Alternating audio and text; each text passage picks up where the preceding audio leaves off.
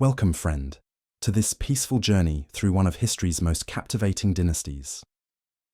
Tonight, we're stepping into the glittering ballrooms and shadowed corridors of Imperial Russia, where the Romanov family ruled for over 3 centuries before their world came crashing down.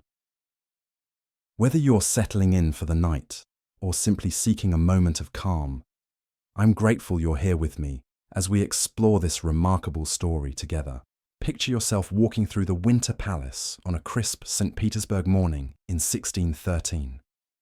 The air carries the scent of beeswax candles and rich fabrics, while servants hurry through marble hallways, preparing for another day in the life of Russia's newest ruling family. This is where our story begins, not with grand battles or political machinations, but with the quiet moments that shaped an empire. Michael Romanov was barely 16 when the crown was placed upon his head. And if you could have seen him that morning, you might have wondered how this shy, almost reluctant young man would become the founder of Russia's most enduring dynasty. He stood before an ornate mirror in his private chambers, watching as attendants adjusted the heavy ceremonial robes that seemed to dwarf his slender frame. The weight of the crown was nothing compared to the weight of expectation that settled on his shoulders. His mother, Martha, had opposed his coronation with the fierce protectiveness of a woman who had already seen too much political turmoil. She understood what the rest of Russia was only beginning to grasp. The time of troubles had left the country exhausted, divided, and desperate for stability. Foreign armies had occupied Moscow, pretenders had claimed the throne, and noble families had torn each other apart in their hunger for power. The Romanov name represented hope for a new beginning, but hope is a fragile thing when you're 17 years old, and the fate of millions rests in your hands. Michael's daily routine in those early years reveals the extraordinary transformation of a reluctant ruler into the architect of dynastic greatness. Each morning began before dawn with prayers in his private chapel, where golden icons seemed to watch over him with ancient eyes.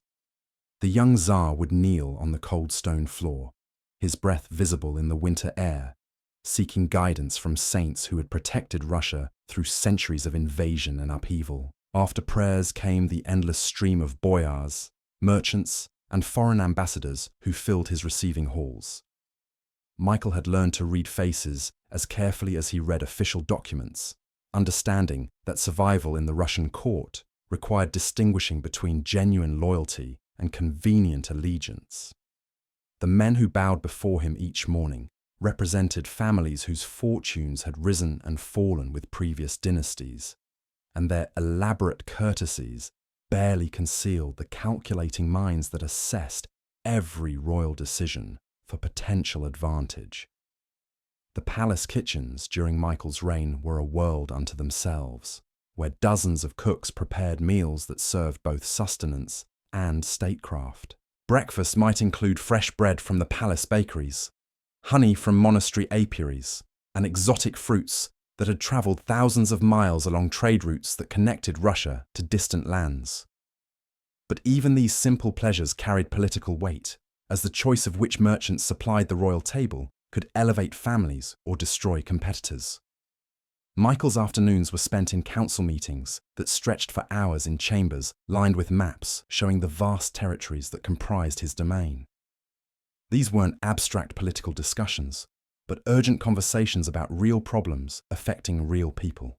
Reports arrived daily from provincial governors describing everything from Cossack raids along the southern borders to crop failures that threatened winter survival in northern villages.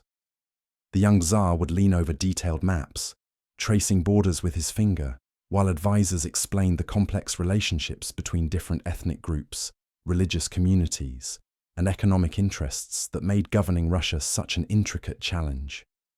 Every decision rippled outward through a network of relationships that connected the palace to remote villages where peasants had never seen their ruler, but whose lives depended on his choices. Evenings in the palace revealed the more intimate side of royal life, where Michael could momentarily set aside the burden of ruling to engage in pursuits that reminded him he was still a young man, learning to navigate an impossible role.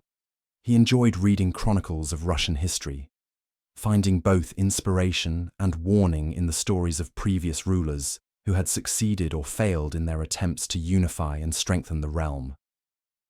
The palace library became his refuge during these evening hours, where candlelight flickered across leather-bound volumes that contained centuries of accumulated wisdom about governing, warfare, diplomacy, and human nature.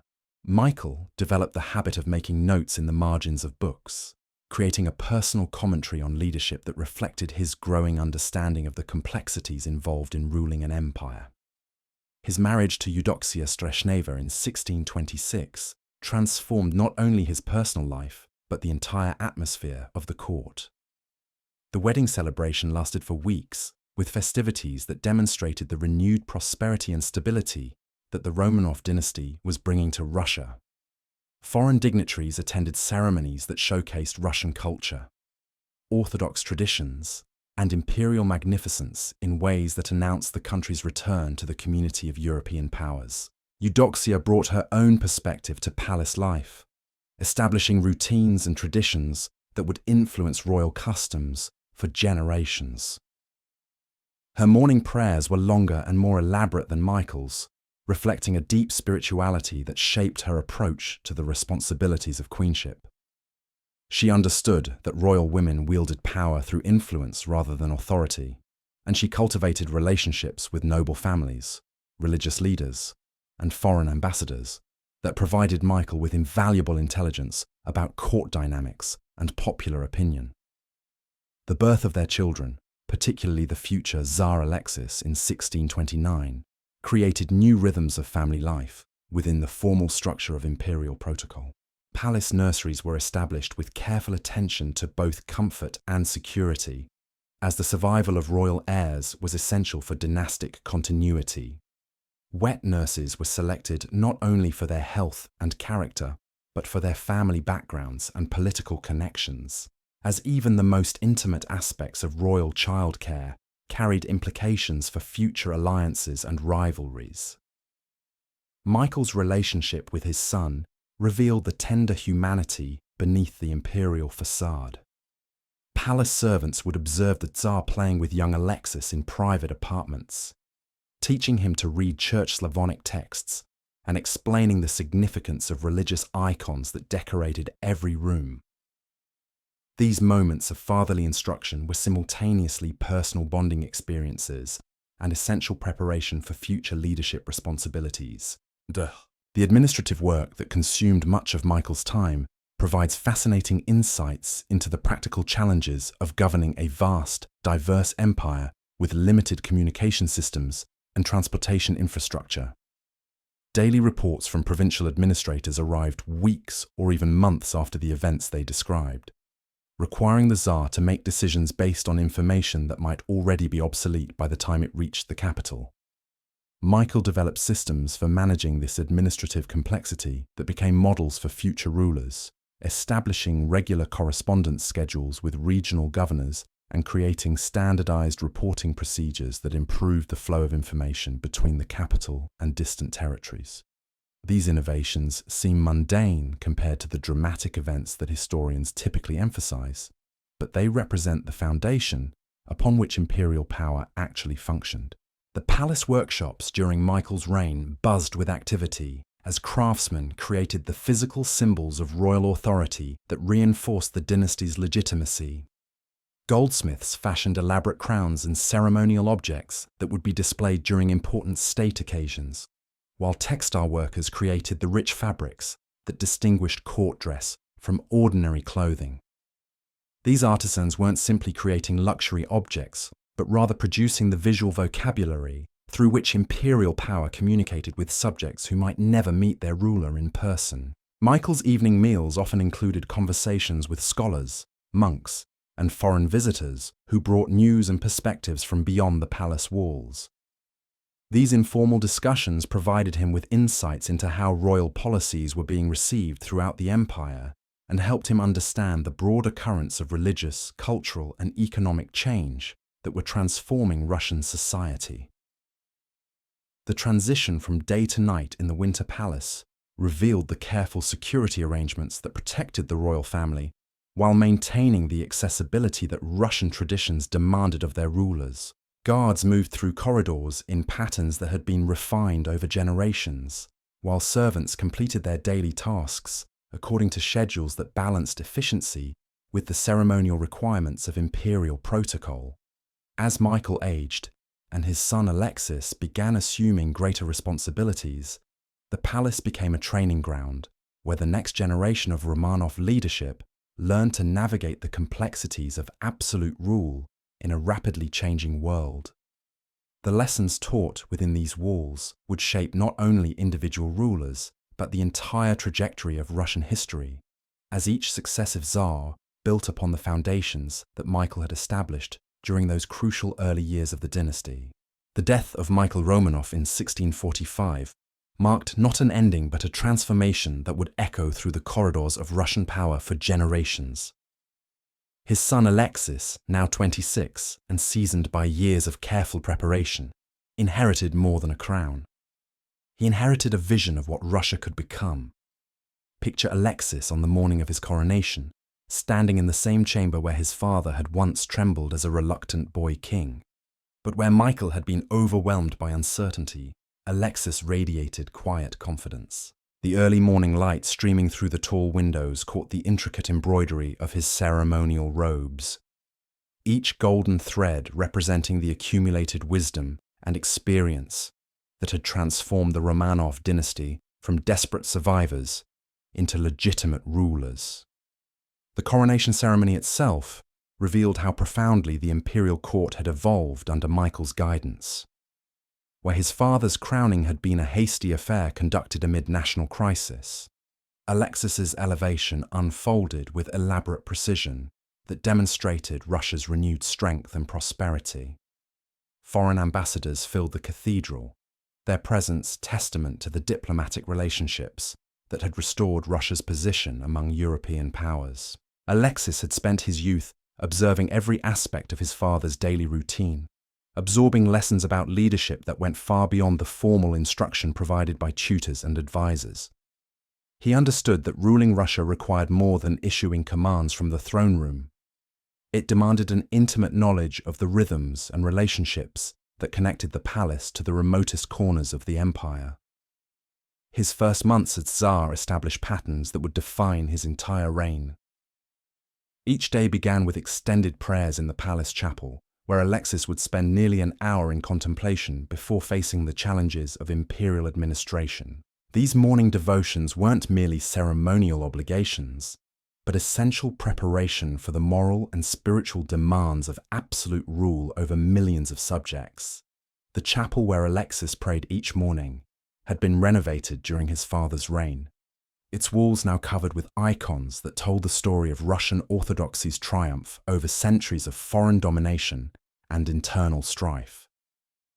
The familiar faces of saints seemed to offer guidance as the young Tsar knelt before the altar, seeking wisdom for decisions that would affect generations yet unborn. After prayers came breakfast in the private royal apartments, where Alexis maintained the informal family atmosphere that his parents had established, despite the growing formality of court protocol. Palace servants noticed how the new Tsar insisted on eating with his wife and children whenever possible, understanding that these moments of domestic normalcy provided essential balance to the isolation that surrounded imperial power. The morning meal typically included fresh bread from the palace bakeries, accompanied by honey, preserved fruits, and dairy products from monastery farms that supplied the royal household. These seemingly simple foods represented complex networks of economic and religious relationships that connected the throne to orthodox communities throughout the empire. Alexis understood that supporting monastic agriculture wasn't just about feeding the royal family, but about strengthening the spiritual institutions that provided moral authority for Romanov rule. The transition from family breakfast to official duties required Alexis to transform from husband and father into the embodiment of imperial authority.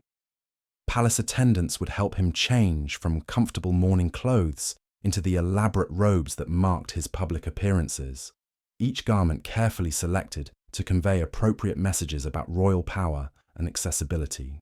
The throne room where Alexis held court had been redesigned to reflect the dynasty's growing confidence and sophistication.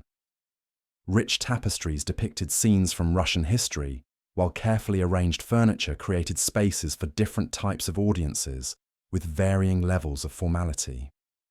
The throne itself had been elevated slightly higher than during his father's reign, a subtle change that reinforced the sacred nature of royal authority while maintaining the personal connection that Russians expected from their rulers.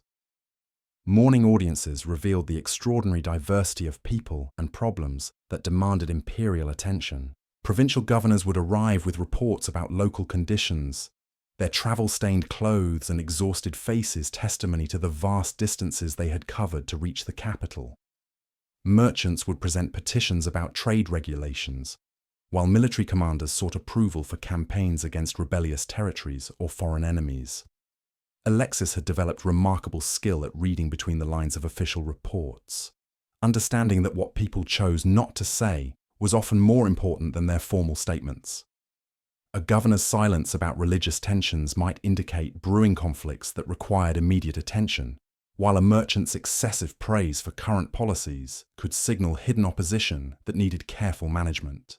The administrative work that consumed much of Alexis's morning hours involved reviewing documents that connected him to every corner of his vast empire.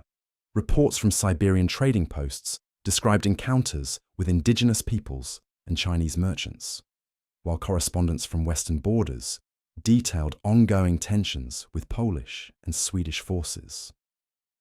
Each document required not just royal approval, but careful consideration of how local decisions might affect broader imperial interests. Palace scribes worked in shifts to maintain the constant flow of correspondence that kept the imperial administration functioning across thousands of miles of territory. These men possessed extraordinary knowledge of bureaucratic procedures and diplomatic protocols, serving as the invisible infrastructure that transformed royal decisions into practical policies affecting millions of subjects. Midday meals in the palace provided opportunities for Alexis to consult informally with advisors and courtiers whose insights helped him understand the complex currents of opinion that flowed through Russian society. These conversations took place in private dining rooms, where the formal hierarchy of court protocol could be temporarily relaxed, allowing for more honest discussions about sensitive political and religious issues. The palace kitchens during Alexis's reign had evolved into sophisticated operations that served both practical and diplomatic purposes. Elaborate banquets for foreign visitors showcased Russian prosperity and cultural refinement, while the daily preparation of meals for the royal family and court required coordination between dozens of specialized workers whose skills had been passed down through generations of palace service. Afternoon hours were typically devoted to military planning and strategic consultations that addressed the constant security challenges facing the Russian Empire. Maps covered every available surface in the council chambers, where Alexis met with generals and advisors, their detailed markings showing troop movements, supply routes, and territorial boundaries that shifted constantly as Russia expanded its influence in all directions. These military discussions weren't abstract exercises in strategic theory, but urgent consultations about immediate threats and opportunities that demanded decisive action. Cossack uprisings in the south required different responses than Swedish raids in the north, while the ongoing expansion into Siberia created unique challenges that had no precedent in European warfare. Alexis demonstrated remarkable ability to balance competing military priorities with limited resources, understanding that imperial expansion had to be carefully coordinated with diplomatic initiatives that prevented too many simultaneous conflicts. His approach to warfare reflected lessons learned from his father's reign, when overextension had nearly destroyed the dynasty before it could establish secure foundations. The palace stables during this period housed hundreds of horses that served not just transportation needs, but essential communication networks connecting the capital to distant territories. Royal messengers departed daily, carrying orders and correspondence that maintained imperial control over provinces, separated by weeks or months of difficult travel. Evening routines in the palace revealed the more personal aspects of Alexis's character, as he devoted time to family relationships and intellectual pursuits that balanced the demanding responsibilities of imperial rule. His private library had grown substantially since his father's death, reflecting his interests in history, theology, and the emerging scientific ideas that were transforming European thought. These evening hours often included musical performances and literary discussions that attracted scholars and artists from throughout the empire. Alexis understood that cultural patronage wasn't simply personal indulgence, but essential statecraft that demonstrated Russian sophistication to foreign observers, while encouraging domestic creativity that strengthened national identity. The palace workshops continued their production of ceremonial objects and luxury goods that reinforced the visual symbols of imperial authority. But under Alexis's patronage, these craftsmen also began experimenting with new techniques and designs that reflected Russia's growing contact with Western European artistic traditions. As night fell over St. Petersburg, the palace transformed into a quieter but no less active center of imperial administration. Night watches maintained security while allowing for the private meetings and confidential consultations that addressed the most sensitive aspects of Russian statecraft. These nocturnal hours often proved crucial for managing crises that required immediate attention despite the late hour. The bedchambers where Alexis and his family slept were designed not just for comfort and security, but as symbols of the domestic stability that the Romanov dynasty had brought to Russia after decades of chaos and uncertainty. The peaceful sleep of the royal family represented the broader peace that effective governance had restored to the empire. But even in sleep, the responsibilities of rule continued to shape royal life, as urgent messages could arrive at any hour requiring immediate imperial attention. Palace protocols had been established to determine which emergencies justified waking the Tsar and which could wait until morning, reflecting the constant balance between accessibility and authority that defined effective royal leadership. Royal leadership. The rhythms of palace life during Alexis's reign reflected a careful balance between innovation and tradition that would define the Romanov approach to modernization for generations. Each morning brought new challenges that tested the young Tsar's ability to navigate between competing pressures from conservative boyars who feared change and progressive advisors who urged rapid adoption of Western practices. Alexis had inherited from his father a deep appreciation for the delicate art of compromise, understanding that successful reform required patience and strategic timing rather than dramatic pronouncements. In the council chambers where he met with his advisors each morning, maps of European kingdoms lay alongside traditional Russian chronicles, symbolizing the dual heritage that shaped his vision for the empire's future. The transformation of Russian military organization under Alexis represented perhaps his most significant contribution to the dynasty's long-term survival. Where previous rulers had relied primarily on irregular militia forces and foreign mercenaries, Alexis began the systematic development of professional military units, trained in modern European tactics while maintaining the fierce fighting spirit that had always characterized Russian warriors. Morning reviews of military reports revealed the extraordinary scope of this transformation. Training camps established throughout the empire were producing soldiers who could operate both traditional Russian weapons and the newer firearms that were revolutionizing European warfare. Officers educated in Moscow academies brought technical knowledge that complemented the battlefield experience of veteran commanders who had learned their craft during the time of troubles. The palace armory during this period became a fascinating blend of old and new, where ancient ceremonial weapons were displayed alongside the latest military innovations imported from Germany and the Netherlands. Alexis would spend time each week examining these weapons personally, understanding that a ruler's knowledge of military technology was essential for making informed strategic decisions. Palace life during the afternoon hours often centered around the elaborate ceremonies that reinforced the sacred nature of imperial authority while accommodating the practical needs of modern administration. Foreign ambassadors arriving for audiences would first observe traditional Orthodox rituals that emphasized Russia's distinct religious identity, then participate in diplomatic discussions that demonstrated the empire's growing sophistication in European affairs. These diplomatic encounters required Alexis to master multiple roles simultaneously, appearing as both the heir to ancient Russian traditions and a modern European monarch capable of negotiating complex international agreements. Palace interpreters worked closely with the Tsar to ensure that subtle diplomatic language was properly understood and responded to, as misunderstandings could trigger conflicts that might involve multiple kingdoms. The evening banquets hosted for foreign visitors showcased the remarkable evolution of Russian court culture under Alexis's guidance.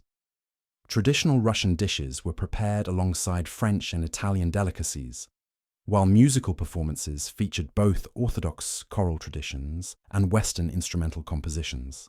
These cultural fusion events demonstrated Russia's ability to embrace foreign influences without abandoning its distinctive identity.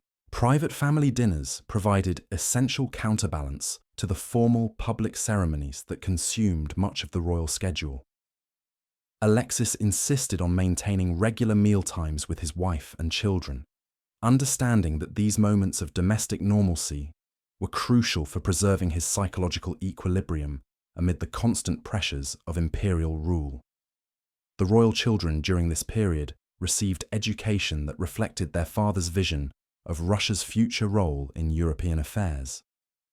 Tutors included both Orthodox monks who taught traditional religious and cultural subjects, and foreign scholars who provided instruction in languages, sciences, and diplomatic protocols that would be essential for future leadership responsibilities.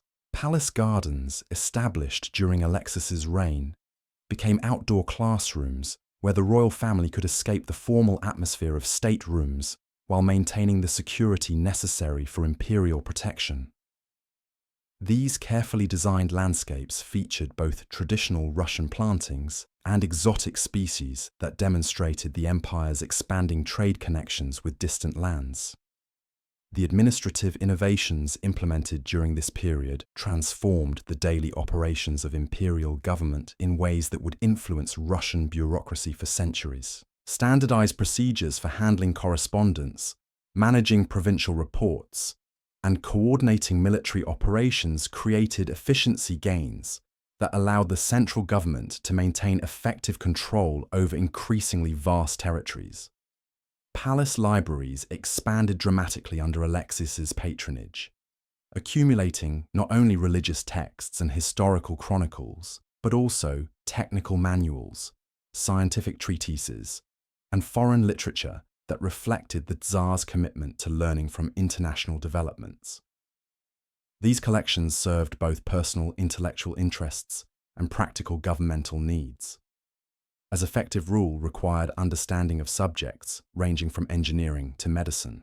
Evening study sessions in the palace library became regular features of Alexis's routine, where he would review reports from provincial administrators while consulting historical precedents for similar challenges faced by previous rulers. These solitary hours of reflection allowed him to process the complex information gathered during daily audiences and develop comprehensive strategies for addressing long-term imperial objectives. The palace workshops during this period produced not only traditional ceremonial objects, but also practical innovations that improved administrative efficiency and military effectiveness. Craftsmen worked closely with foreign advisors to develop new techniques for metalworking, textile production, and precision manufacturing that enhanced Russia's technological capabilities. Night watches throughout the palace complex maintained security protocols that had been refined through decades of experience managing the unique vulnerabilities associated with absolute rule. Guards rotated through carefully planned schedules that ensured continuous protection, while allowing for the private meetings and confidential consultations that addressed the most sensitive aspects of imperial statecraft. The death of Alexis in 1676 created immediate succession challenges that tested every institutional strength the early Romanov rulers had built. His eldest son, Fyodor, inherited the throne at age 14, accompanied by the same mixture of uncertainty and hope that had marked previous royal transitions. Fyodor's brief reign revealed both the resilience of Romanov governmental systems and the persistent vulnerabilities that absolute rule created during periods of weak leadership. Palace life adapted to accommodate a young ruler whose physical frailty required different approaches to the demanding schedule that had characterized his father's administration. Morning audiences during Fyodor's reign were necessarily shortened and simplified, as the young Tsar lacked both the experience and stamina required for the complex diplomatic negotiations that had filled his father's days. Regency councils assumed greater responsibilities for routine administrative decisions while preserving the ceremonial aspects of imperial authority that maintained public confidence in governmental stability. The palace medical staff gained unprecedented influence during this period, as Fyodor's chronic health problems required constant attention that affected every aspect of royal scheduling and protocol.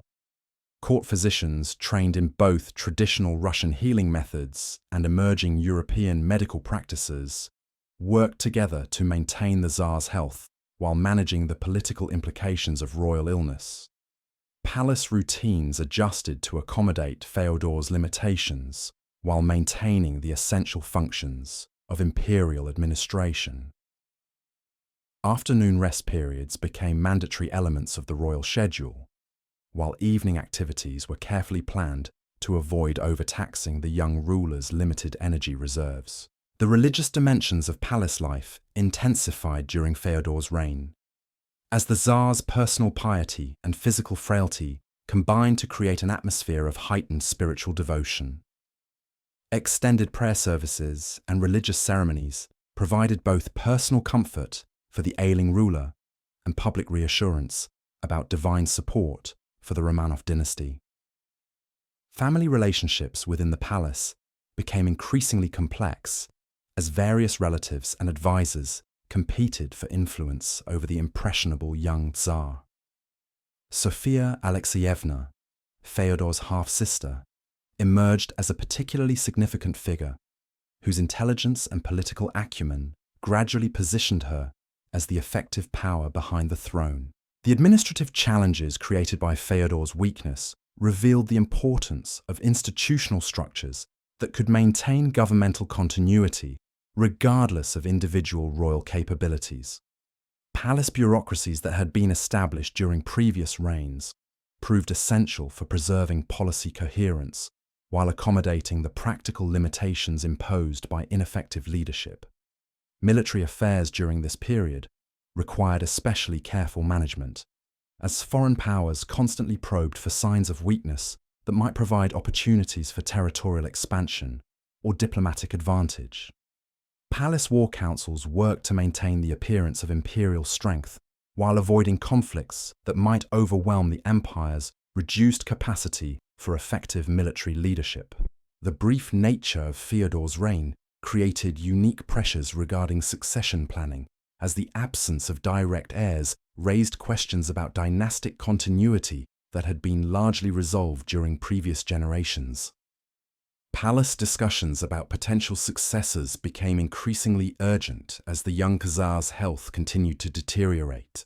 The death of Fyodor in 1682 precipitated the most serious succession crisis the Romanov dynasty had yet faced, as competing claims from different family branches threatened to revive the political chaos that had nearly destroyed Russia before Michael's coronation. The palace became the center of intense negotiations between various factions seeking to control the imperial succession. The eventual resolution of this crisis through the unprecedented arrangement of dual Tsars, Ivan V and Peter I, reflected both the flexibility of Romanov institutional structures and the continuing challenges inherent in absolute rule during periods of uncertain leadership. Palace life adapted once again to accommodate shared authority while preserving the essential elements of imperial continuity. These early succession struggles established precedents and revealed vulnerabilities that would influence Romanov dynastic politics for the remainder of the imperial period. The lessons learned during these turbulent years about the relationship between personal rule and institutional stability would prove crucial as the dynasty faced even greater challenges in the centuries ahead.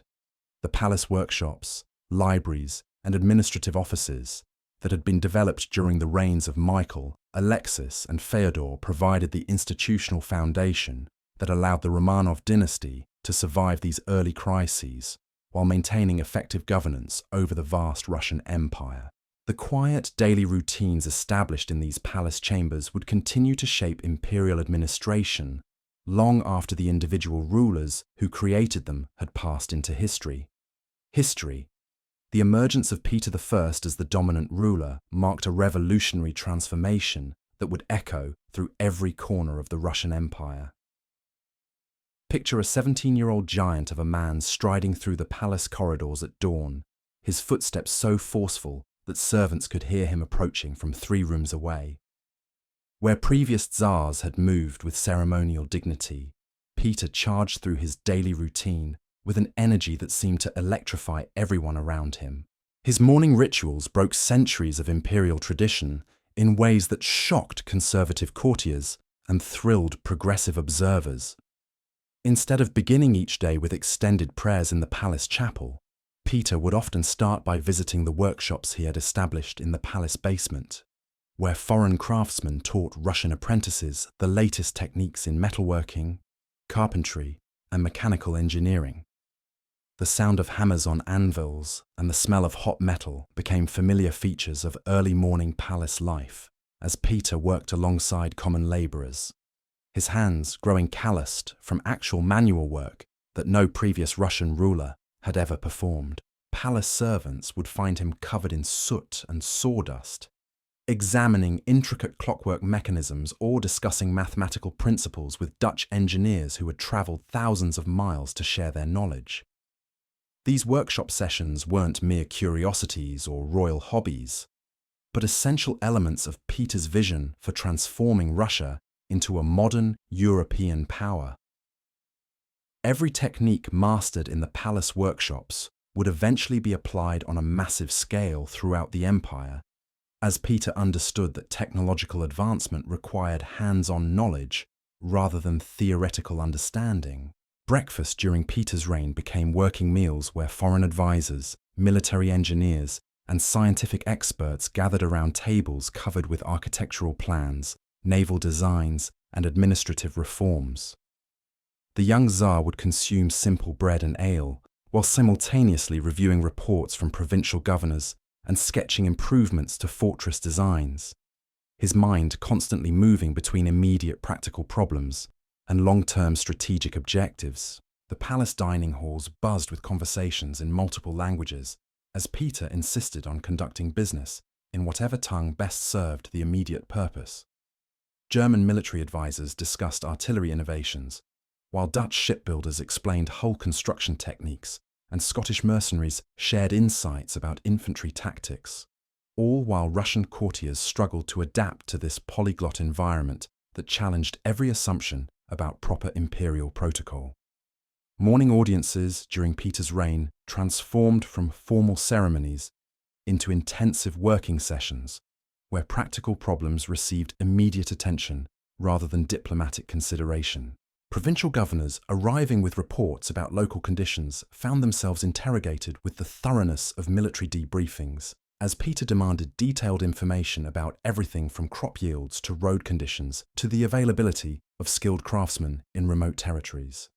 The throne room itself was redesigned to accommodate Peter's hands-on approach to governance, with work tables replacing ornamental furniture and technical drawings covering walls that had previously displayed religious icons. Foreign visitors were amazed to find the Russian emperor examining mechanical devices or reviewing engineering calculations during official audiences, his attention focused on practical solutions rather than ceremonial displays of imperial majesty. Palace scribes worked overtime to document the flood of innovations and reforms that poured from Peter's restless mind, their careful handwriting recording everything from new military regulations to detailed specifications for industrial equipment. These administrative records reveal the extraordinary scope of transformation that Peter envisioned for his empire, encompassing not just governmental procedures, but fundamental changes in how Russians approach work, education, and social relationships. The afternoon hours brought military training sessions that Peter conducted personally in palace courtyards, where he drilled alongside common soldiers to understand firsthand the practical challenges of implementing new tactical innovations. Palace guards accustomed to ceremonial duties found themselves learning European military formations, while their Tsar corrected their posture and explained the mathematical principles underlying effective artillery deployment. These training sessions extended beyond military applications to include civilian skills that Peter considered essential for national development. Palace servants were taught basic literacy and numerical calculations, while craftsmen received instruction in technical drawing and precision measurement techniques that would improve the quality of their work and enable more sophisticated manufacturing processes. Palace kitchens during this period adapted to serve not just the royal family, but the growing community of foreign experts who lived and worked within the imperial complex. Cooks learned to prepare dishes from across Europe while maintaining Russian culinary traditions, creating fusion menus that reflected the cultural integration Peter was promoting throughout his empire.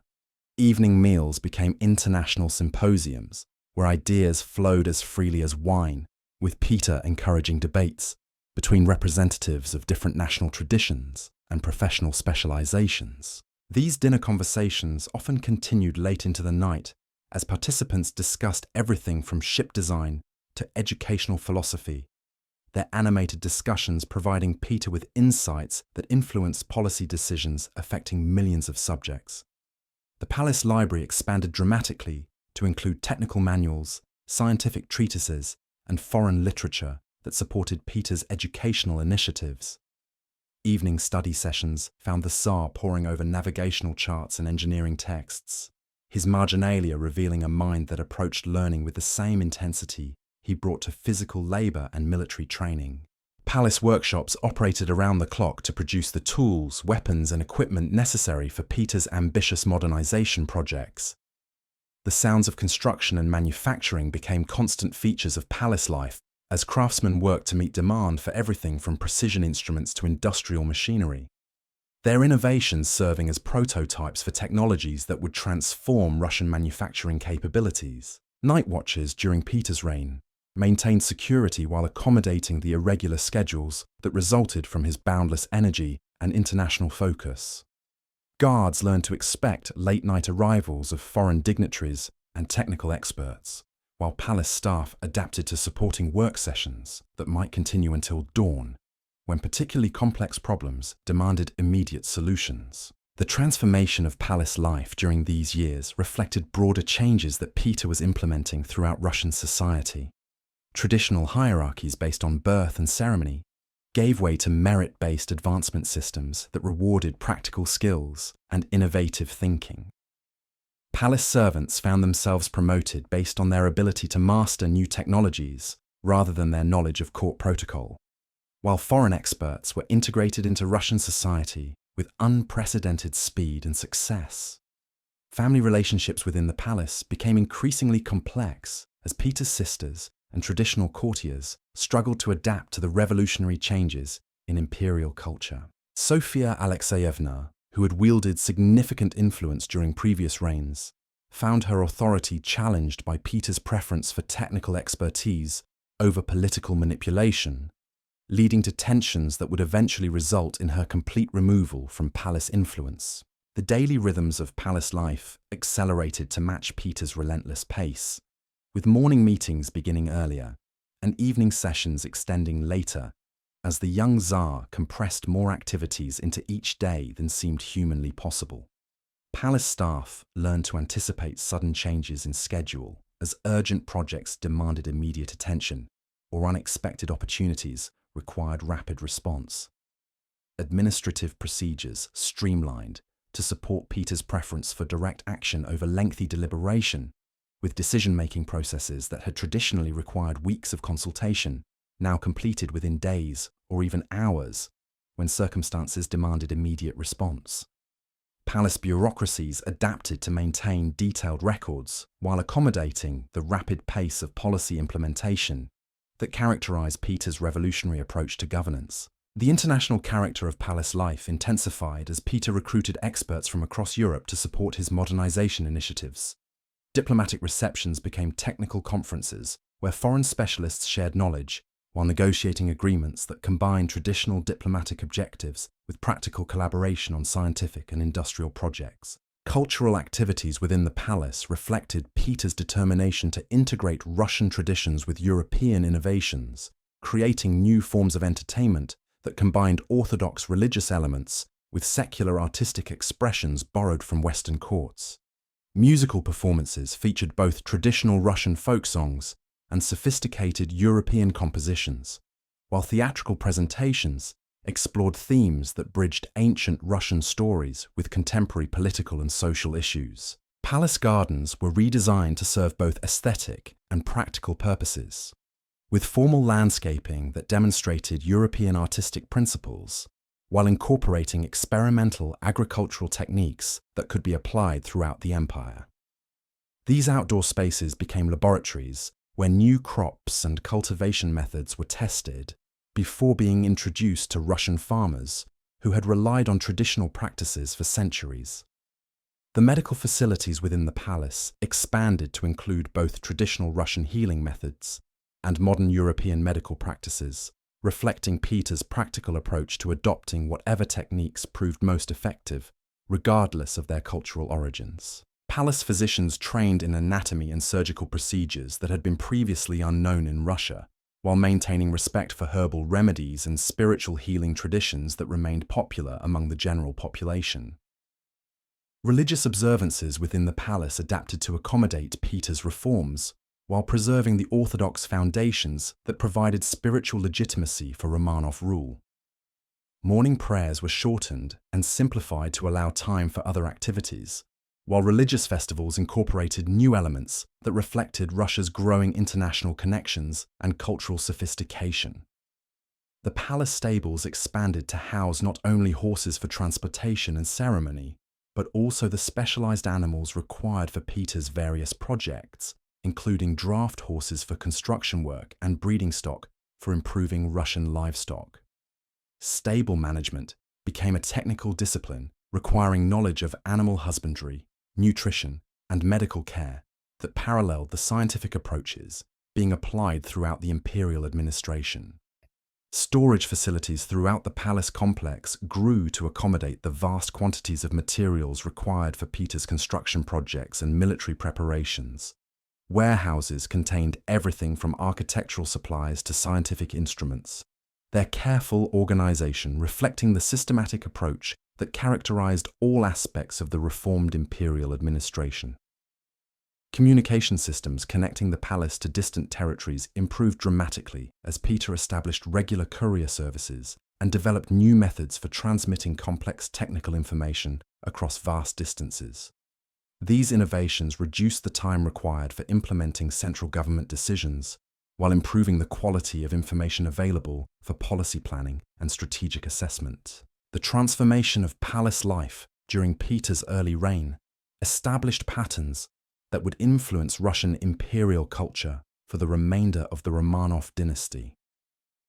The integration of practical work with ceremonial authority, the emphasis on technical education alongside traditional learning, and the systematic adoption of foreign innovations while preserving Russian identity created a template for modernization that balanced revolutionary change with institutional continuity.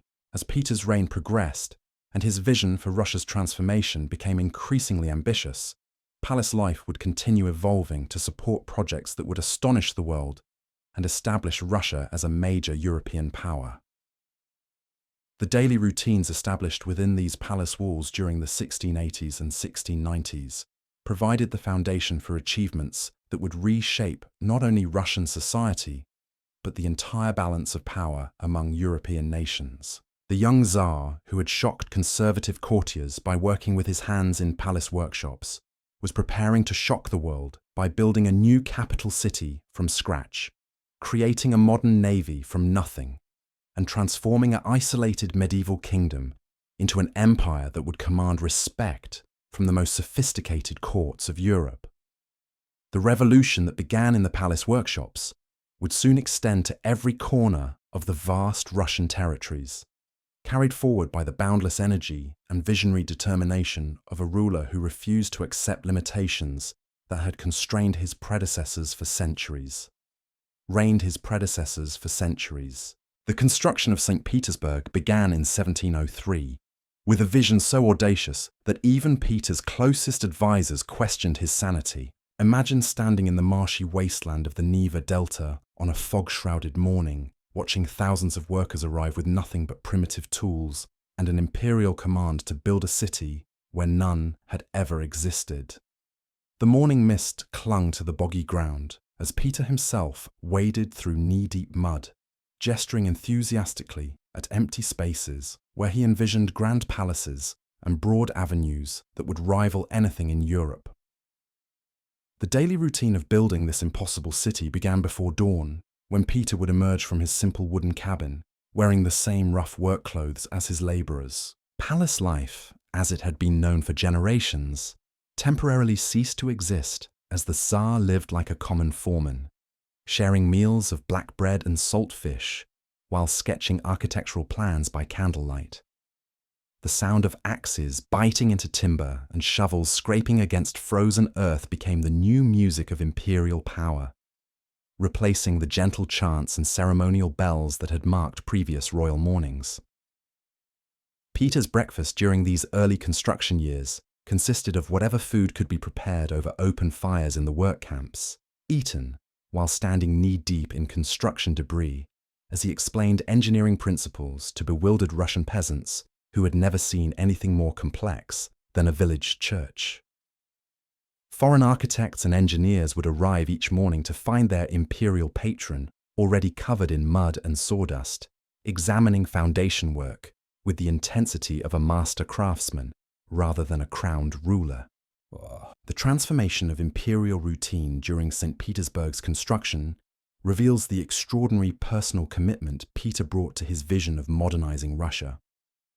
Morning conferences were held on scaffolding platforms overlooking construction sites, where Italian architects discussed Baroque design principles, while Swedish military engineers explained fortress construction techniques, all while Peter balanced on wooden planks 40 feet above the marshy ground.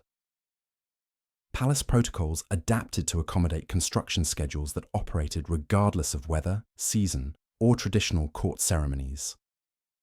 Imperial audiences were conducted in half-finished buildings where the smell of fresh mortar mingled with diplomatic perfumes, as foreign ambassadors picked their way across construction sites to meet with a Tsar whose hands were perpetually stained with builder's lime and carpenter's glue. The daily challenges of creating a city from nothing required Peter to master skills that no previous Russian ruler had ever needed. Morning inspections included detailed examinations of brick quality, timber seasoning, and foundation drainage as Peter learned to distinguish between competent craftsmanship and shoddy work that could undermine entire buildings. His conversations with master builders became technical discussions about soil composition, structural engineering, and architectural proportions that would have been incomprehensible to his predecessors. Lunch during the construction period was served on makeshift tables, surrounded by the controlled chaos of urban development, where Peter would review progress reports, while simultaneously sketching improvements to street layouts and building designs. The constant noise of hammering, sawing, and shouting created a work environment that bore no resemblance to the quiet dignity of traditional palace life, yet somehow enhanced Peter's ability to think clearly about complex logistical problems. The international character of St. Petersburg's construction brought together craftsmen from across Europe, creating a polyglot work environment where communication required constant translation between Russian, German, Dutch, Italian, and Swedish languages. Peter served as interpreter and coordinator, his growing fluency in multiple languages enabling him to bridge cultural differences while maintaining focus on practical construction objectives. Afternoon work sessions found Peter climbing through partially completed buildings, examining everything from window installations to roof construction techniques with the thoroughness of a professional inspector. His understanding of architectural details improved daily as he learned from master craftsmen who taught him to evaluate structural integrity, aesthetic proportions, and practical functionality with increasingly sophisticated judgment. The palace workshops that had been established in Moscow were recreated in temporary buildings throughout the construction site, where specialized craftsmen produced the decorative elements and precision components required for Peter's architectural vision. These workshops operated in conditions that would have horrified traditional court officials, with valuable materials stored in drafty sheds and delicate work performed, despite constant interruption from construction activities. Evening meals during the construction years were communal affairs shared with workers from dozens of different countries, their animated conversations providing Peter with insights into construction techniques and cultural practices that influenced his evolving vision for the new capital. These informal dining sessions often continued late into the night, as participants discussed everything from urban planning to international trade, their collective expertise helping Peter understand the complex relationships between architecture, commerce, and political power. The religious dimensions of daily life adapted to accommodate construction schedules that left little time for elaborate ceremonies. Morning prayers were brief and practical, often conducted outdoors among construction materials, while Peter sought divine blessing for the day's building activities. Orthodox priests learned to minister to workers who labored in dangerous conditions, providing spiritual comfort while adapting traditional rituals to the realities of massive construction projects. Night watches during the construction period maintained security while protecting valuable materials and equipment from theft or sabotage. Guards patrolled between stacks of imported marble and precision tools, their vigilance essential for maintaining construction schedules that depended on irreplaceable materials, transported vast distances at enormous expense. The gradual completion of the first permanent buildings allowed for the restoration of more formal court life, but with innovations that reflected Peter's experiences during the construction period. Palace routines incorporated regular site inspections and construction meetings into ceremonial schedules, creating new traditions that combined imperial dignity with hands-on involvement in practical governance. Family relationships within the emerging palace complex were shaped by the shared experience of creating something unprecedented in Russian history. Peter's wife and children adapted to living in partially completed buildings while participating in the collective effort required to establish a functioning capital city in what had been uninhabitable swampland just years before. The completion of the Winter Palace in 1711 marked the beginning of a new era in Russian imperial life, where European architectural grandeur was combined with the practical innovations that Peter had developed during the construction period. Palace life evolved to accommodate both traditional ceremonial requirements and the ongoing demands of governing an empire that was simultaneously expanding its territories and modernizing its internal systems. Morning routines in the completed Winter Palace retained elements of the construction period's informality while restoring appropriate imperial dignity. Peter's daily schedule began with technical consultations that addressed everything from naval construction to industrial development. His conversations with advisors reflecting the comprehensive understanding of practical governance that he had gained through direct involvement in building his new capital. Administrative offices within the Winter Palace were designed to support the expanded governmental activities that St. Petersburg's construction had made necessary. Departments responsible for urban planning, public works, and international trade operated alongside traditional ministries, their activities coordinated through new bureaucratic procedures that reflected Peter's systematic approach to imperial administration.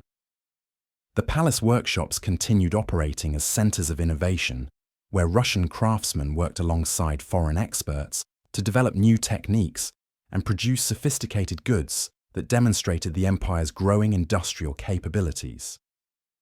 These facilities served both practical production needs and symbolic purposes, showcasing Russian technological advancement to visiting dignitaries who were amazed by the transformation that Peter had accomplished. Cultural activities within the Winter Palace reflected the international character that St. Petersburg's construction had brought to Russian court life.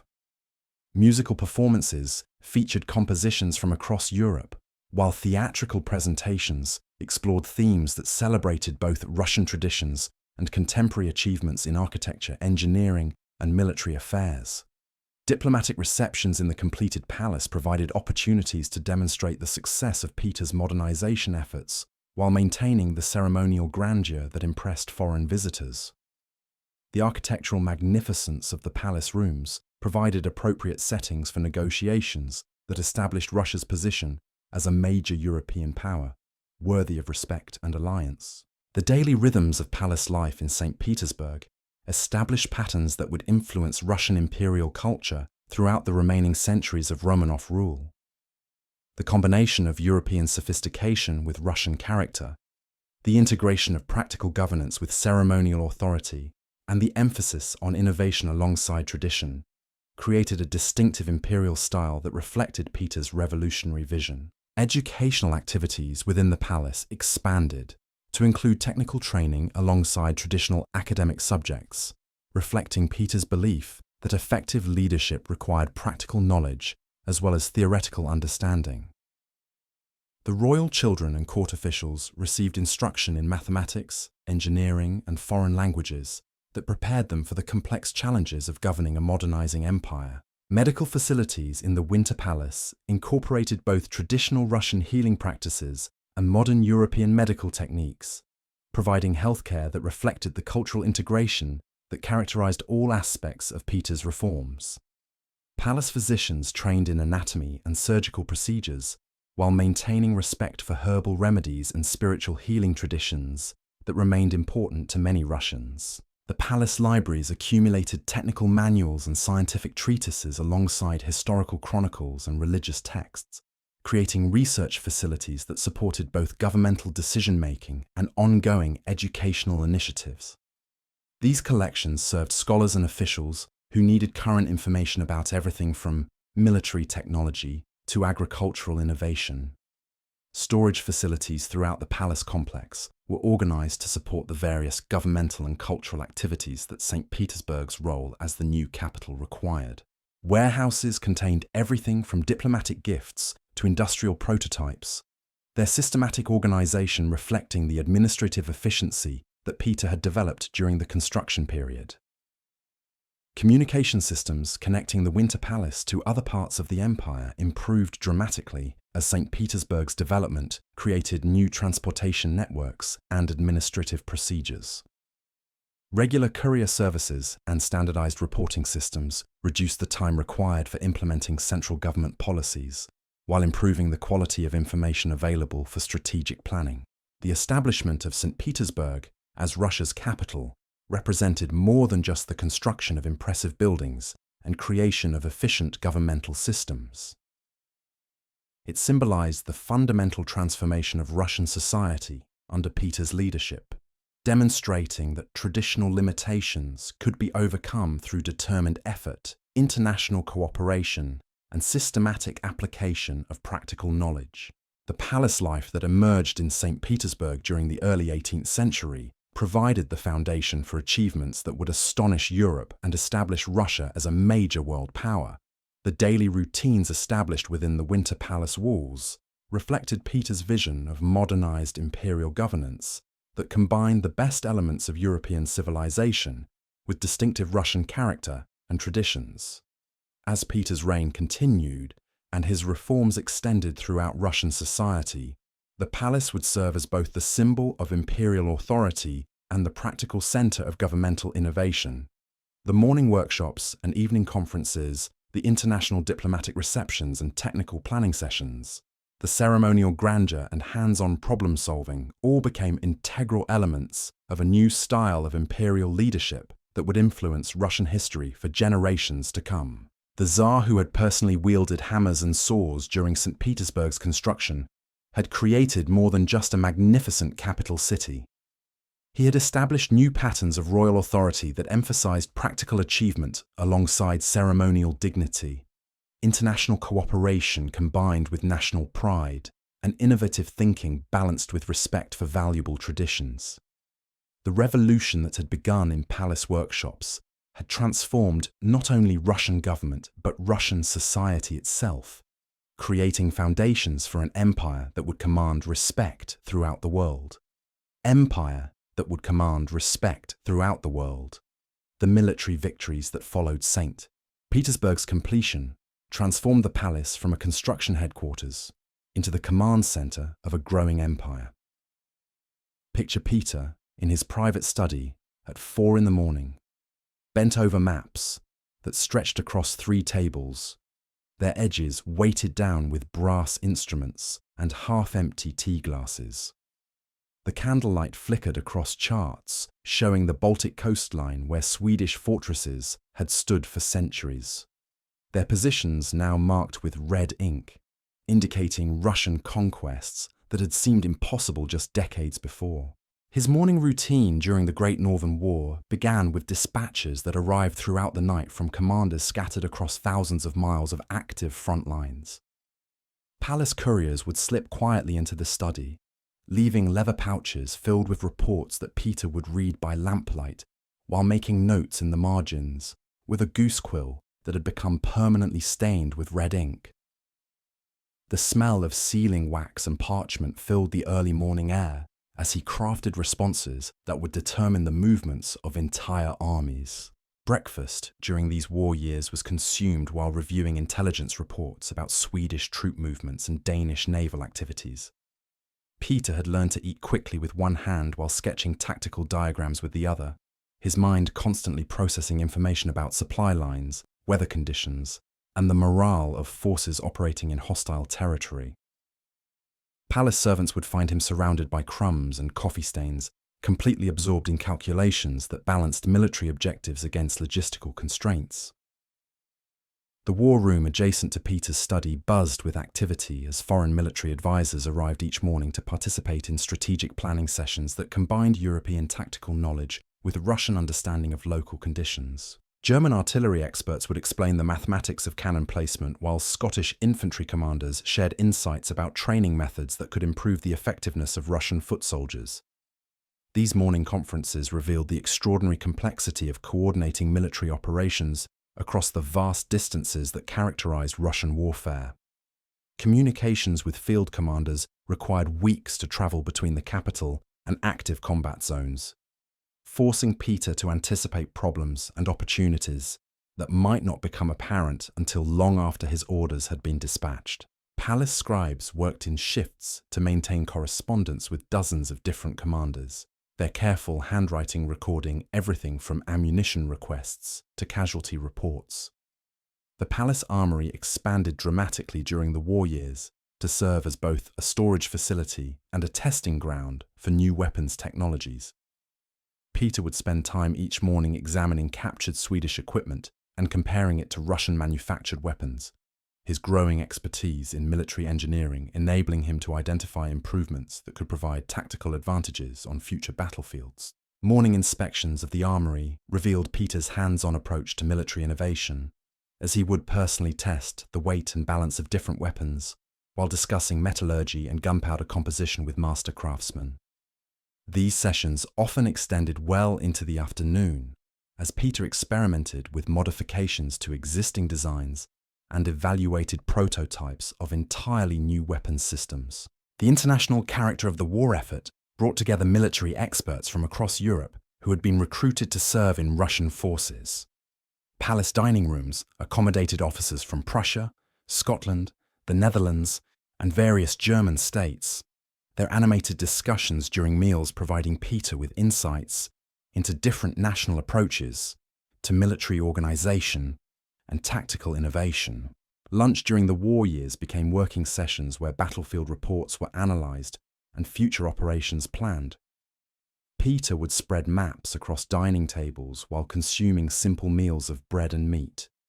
His attention focused on understanding the strategic implications of recent victories and defeats. These informal planning sessions often produced decisions that affected the deployment of thousands of soldiers and the expenditure of enormous resources.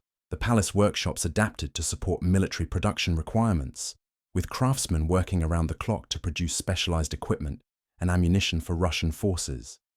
The sounds of metalworking and woodworking filled the palace complex, as artisans created everything from artillery pieces to surgical instruments, their innovations contributing to the technological superiority that gave Russian forces advantages over traditional European armies.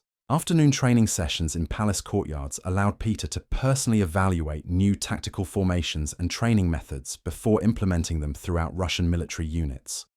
Foreign drill instructors would demonstrate European military techniques, while Peter observed and questioned every detail.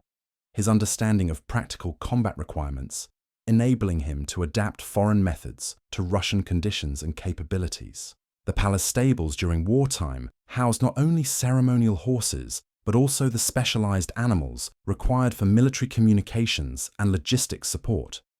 Courier horses were maintained in peak condition to ensure rapid transmission of orders and intelligence, while draft animals were trained for the demanding work of moving artillery and supplies across difficult terrain. Evening reports from the front lines arrived through an elaborate network of relay stations that Peter had established to maintain communication with his scattered forces. Palace staff would sort through dispatches and prepare summaries that allowed the Tsar to quickly understand the current status of multiple simultaneous campaigns. His evening review sessions determining priorities for the following day's activities.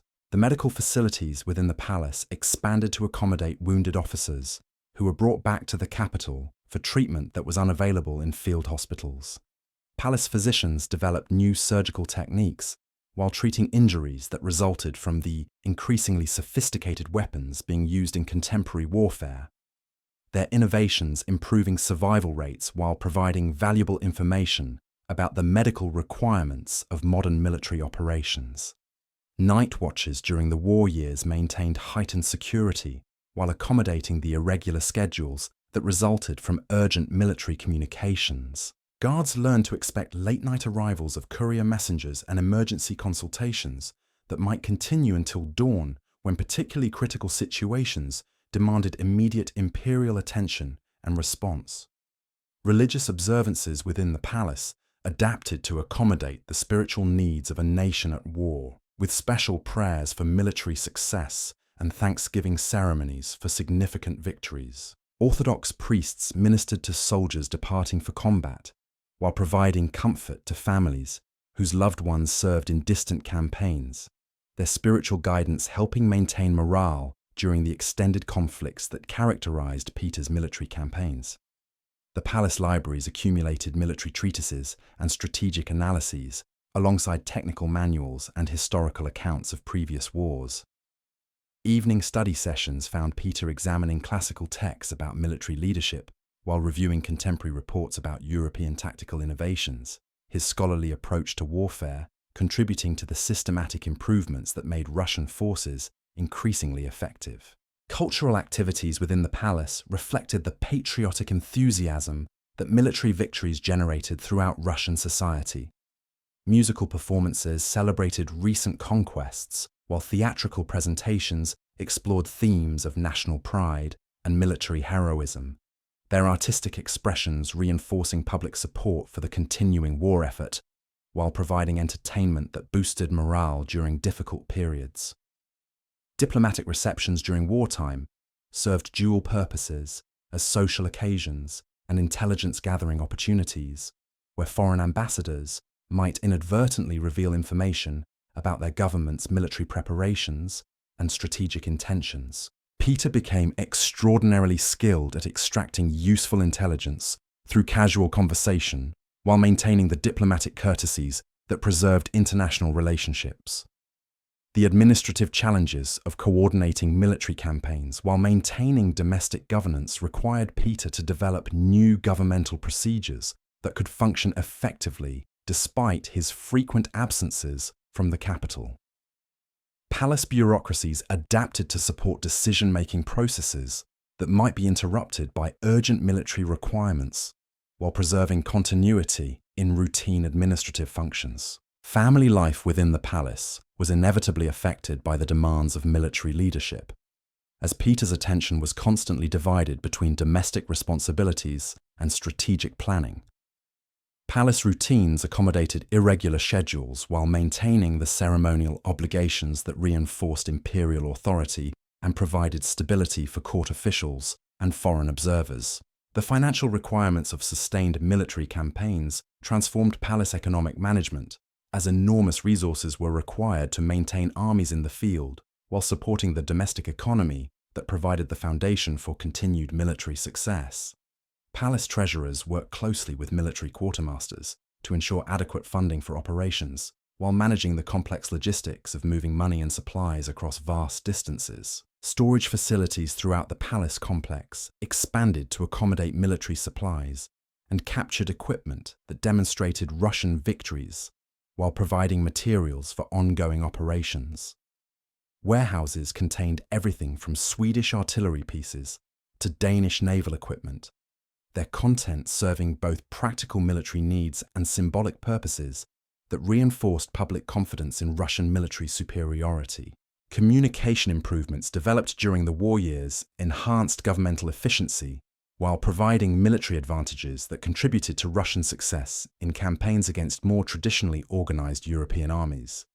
The courier networks and administrative procedures that Peter established for military purposes proved equally valuable for domestic governance and economic development. The victory at Poltava in 1709 marked the decisive turning point that established Russia as a major European power while transforming palace life from wartime emergency management to imperial celebration and long-term strategic planning. The battle reports that arrived in St. Petersburg described the complete destruction of Swedish military power and the capture of thousands of enemy soldiers, their accounts triggering celebrations that lasted for weeks.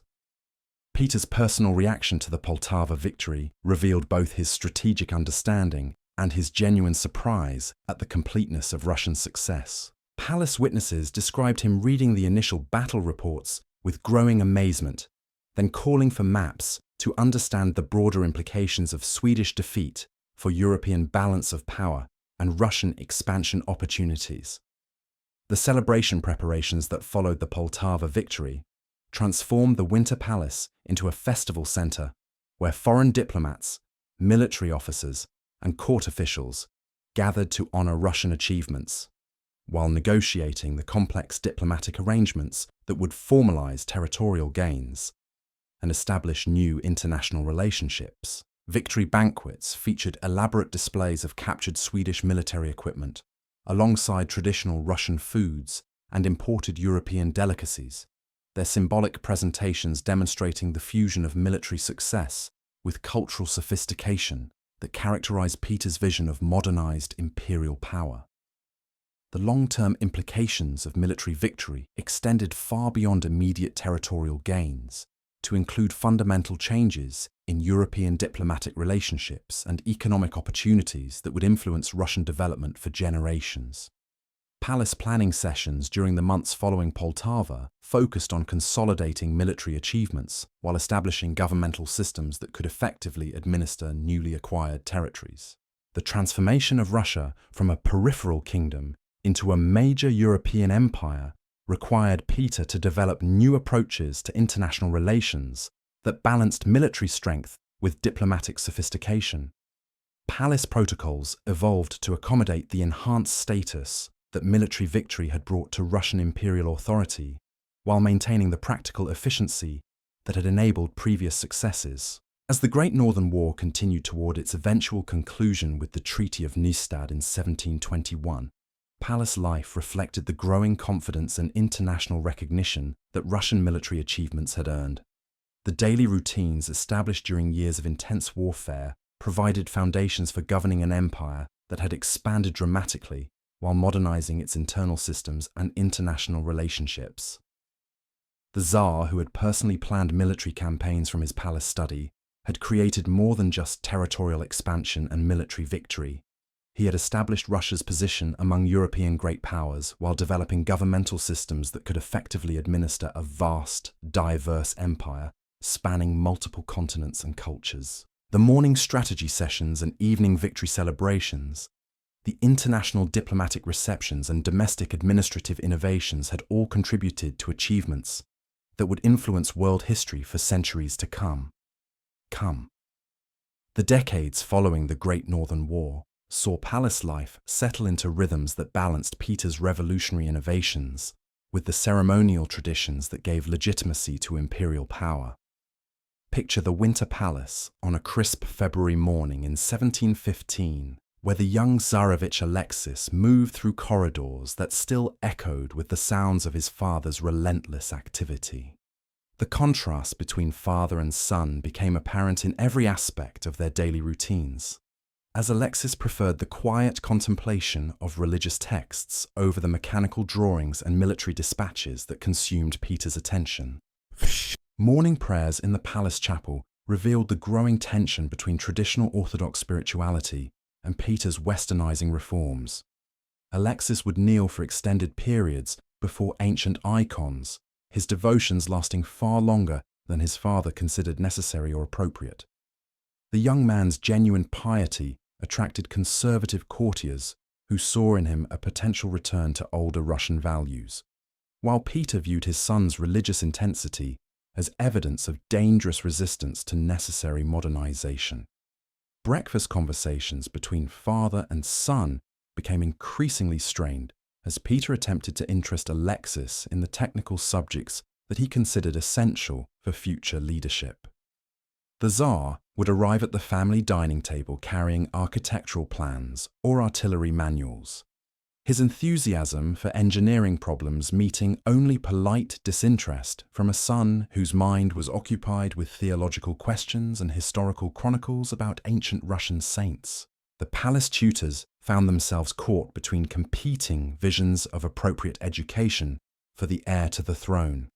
Peter insisted on lessons in mathematics, modern languages, and military science, while Alexis gravitated toward church Slavonic texts and philosophical discussions about the proper relationship between earthly authority and divine will.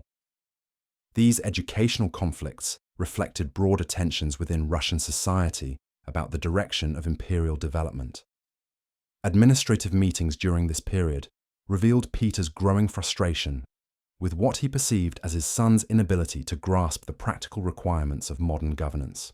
The Tsar would explain complex policies about military recruitment or economic development, only to discover that Alexis was more concerned with the moral implications of these policies than with their practical implementation and effectiveness.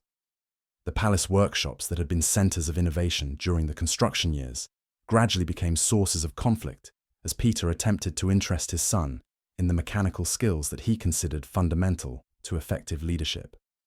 Alexis would dutifully observe demonstrations of new technologies, but his obvious lack of enthusiasm disappointed a father who had hoped to pass on his passion for hands-on problem-solving. Afternoon training sessions in palace courtyards highlighted the fundamental differences in temperament and ability between Peter and his heir.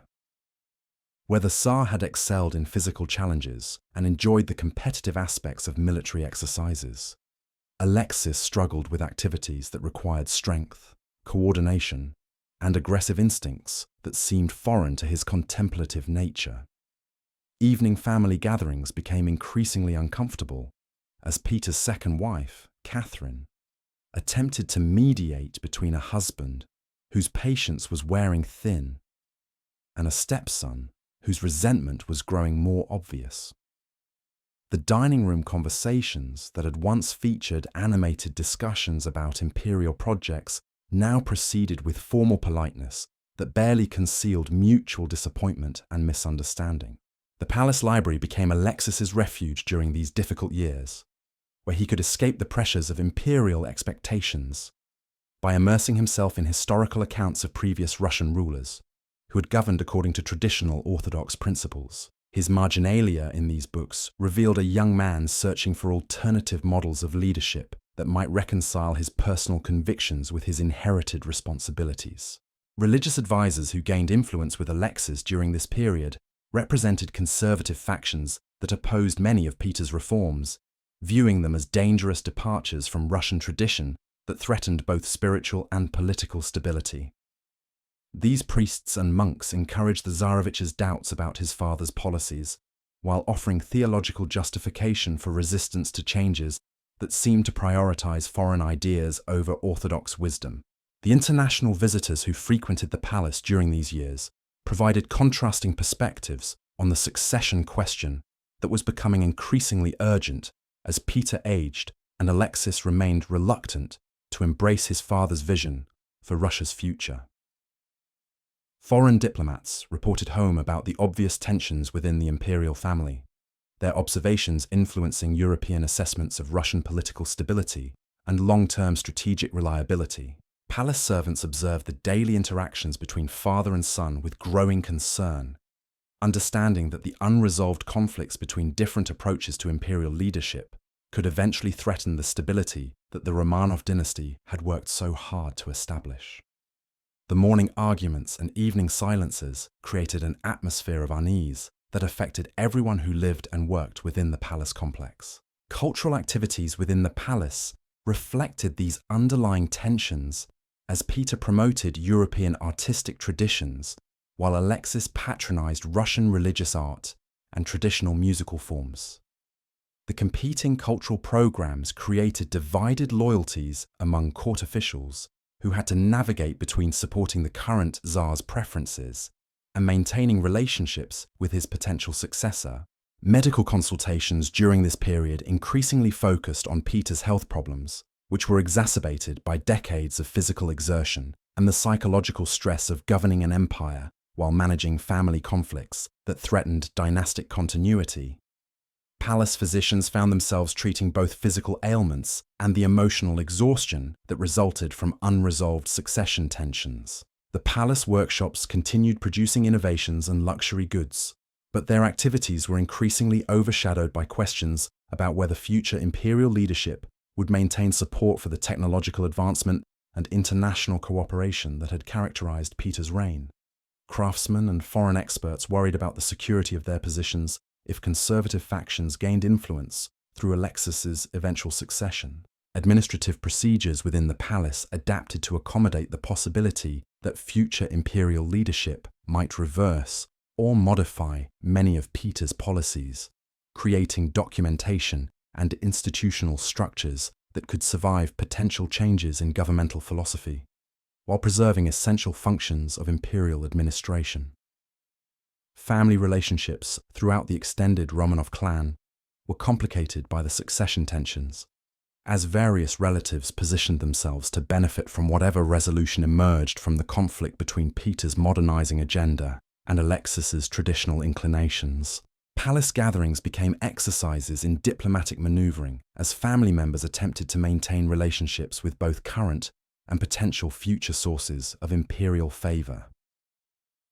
The palace security systems required constant adjustment to manage the risks associated with factional conflicts that could potentially escalate into more serious threats to imperial stability.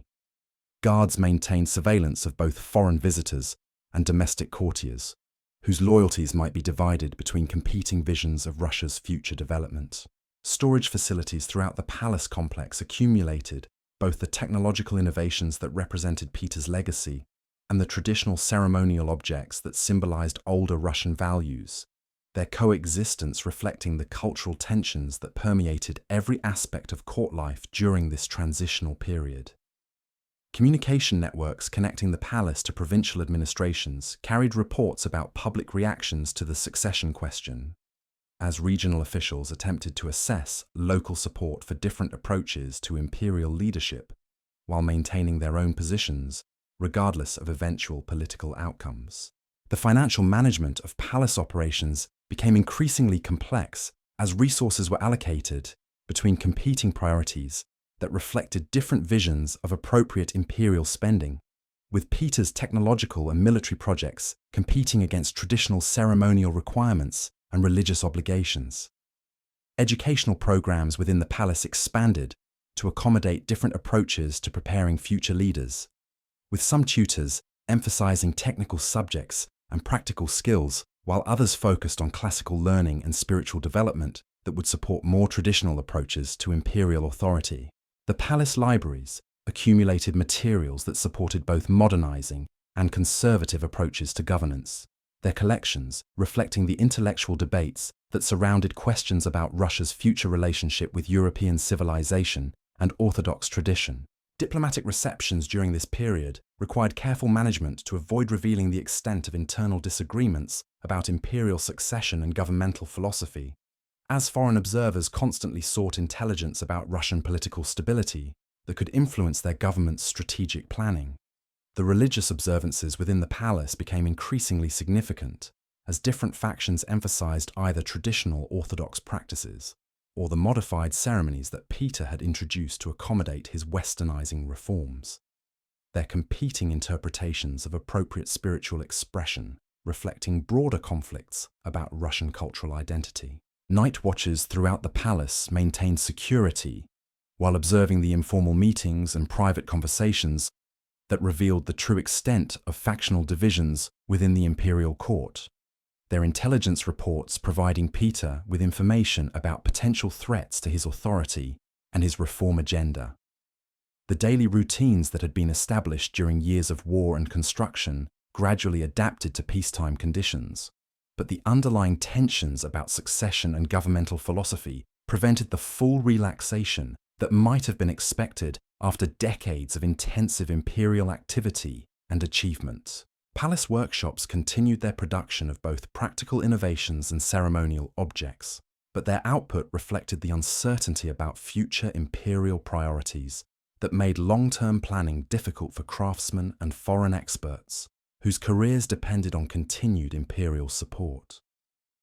The morning conferences that had once focused primarily on military strategy and construction projects increasingly addressed domestic political questions that had been deferred during years of external challenges, their discussions revealing the complexity of governing an empire that had expanded rapidly while undergoing fundamental internal transformation. As the 1710s progressed toward the final crisis that would resolve the succession question, palace life reflected the growing urgency of decisions that would determine not only the future of the Romanov dynasty, but the entire direction of Russian civilization for generations to come. The tragic resolution of the conflict between Peter and Alexis in 1718 sent shockwaves through every corner of the Winter Palace. Picture the Tsar alone in his private study on the morning after his son's death, sitting motionless before a desk covered with unread dispatches, while the early light filtered through windows that overlooked the city he had built from nothing. The silence was absolute, broken only by the distant sounds of palace servants going about their duties with unusual quietness, as if the entire complex had been muffled by grief and uncertainty. The death of Tsarevich Alexis under mysterious circumstances in the Peter and Paul fortress had eliminated the succession crisis, but at a cost that would haunt Peter for the remainder of his reign. Palace physicians who had attended the imprisoned prince reported conflicting accounts about his final illness, their whispered conversations in palace corridors revealing doubts and fears that no one dared voice publicly in the presence of a Tsar whose grief had transformed into something far more dangerous. Morning routines throughout the palace adapted to accommodate Peter's altered emotional state, as servants learned to anticipate sudden mood changes that could transform casual requests into angry outbursts. The Tsar's breakfast was often left untouched, as he sat staring at architectural drawings or military reports without seeming to comprehend their contents, his mind apparently occupied with thoughts that no advisor dared to interrupt or question. The palace workshops that had once buzzed with Peter's enthusiastic participation now operated with mechanical efficiency, but without the innovative energy that had characterized their previous activities. Foreign craftsmen and technical experts noticed the change immediately as their imperial patron no longer arrived each morning eager to examine new developments or discuss improvements to existing projects. Administrative meetings during the months following Alexis's death revealed Peter's struggle to maintain focus on governmental responsibilities while dealing with personal guilt and political consequences that extended far beyond immediate family relationships. Foreign ambassadors reported that the Tsar seemed aged beyond his years, his legendary energy diminished by emotional burdens that affected his decision-making capabilities. The succession question that had supposedly been resolved by Alexis's death actually became more complicated, as Peter now faced the challenge of designating an heir from among remaining family members who lacked both the experience and personal qualities that effective imperial leadership required. Palace discussions about alternative succession arrangements proceeded with extreme delicacy, as no one wanted to risk triggering another family crisis. Afternoon activities that had previously included family gatherings and informal consultations with relatives were largely abandoned as Peter withdrew from social interactions that reminded him of the son whose opposition to his reforms had led to such tragic consequences. The palace dining rooms that had once hosted lively debates about imperial policies now served meals in near silence. Evening hours found Peter increasingly isolated in his private apartments, where he would review documents related to Alexis's case, while attempting to understand how their relationship had deteriorated so completely. Palace servants would find him surrounded by letters and testimony from the investigation, his efforts to justify his actions revealing a man tormented by doubts about decisions that could never be reversed. The international implications of the succession crisis and Alexis's death created new challenges for Russian diplomacy, as European courts reassessed their relationships with an empire whose internal stability had been called into question. Palace protocols for receiving foreign visitors required adjustment to manage questions about imperial succession that Peter was reluctant to address publicly. Religious observances within the palace took on heightened significance as Peter sought spiritual guidance for decisions that had placed him in conflict with orthodox traditions about family relationships and paternal authority. The palace chapel became a refuge where the Tsar could attempt to reconcile his role as imperial reformer with his responsibilities as a father and orthodox believer. Cultural activities throughout the palace complex reflected the somber atmosphere that pervaded court life following the family tragedy. Musical performances and theatrical presentations were suspended indefinitely, while artistic projects were reduced to essential ceremonial requirements that maintained imperial dignity without suggesting inappropriate celebration. The palace medical staff gained new responsibilities as Peter's physical health began to deteriorate under the stress of emotional trauma and advancing age. Physicians who had previously focused on treating injuries and illnesses now found themselves addressing psychological symptoms that manifested in physical ailments that traditional medicine struggled to understand or treat. Palace security arrangements were enhanced to address potential threats from individuals or factions who might attempt to exploit imperial vulnerability during this period of personal crisis and political uncertainty. Guards maintained heightened surveillance while attempting to preserve the accessibility that Russian traditions demanded of their rulers. Communication systems connecting the palace to provincial administrations carried carefully worded announcements about the succession situation that attempted to maintain confidence in imperial stability while acknowledging the reality of changed circumstances. Regional officials received instructions that emphasized continuity in governmental policies, despite uncertainty about future leadership arrangements. The palace libraries became increasingly important as Peter sought historical precedents for the succession laws he was developing to prevent future family conflicts that might threaten dynastic stability. Evening study sessions found him examining accounts of how other European monarchies had managed similar challenges while attempting to adapt their solutions to Russian conditions.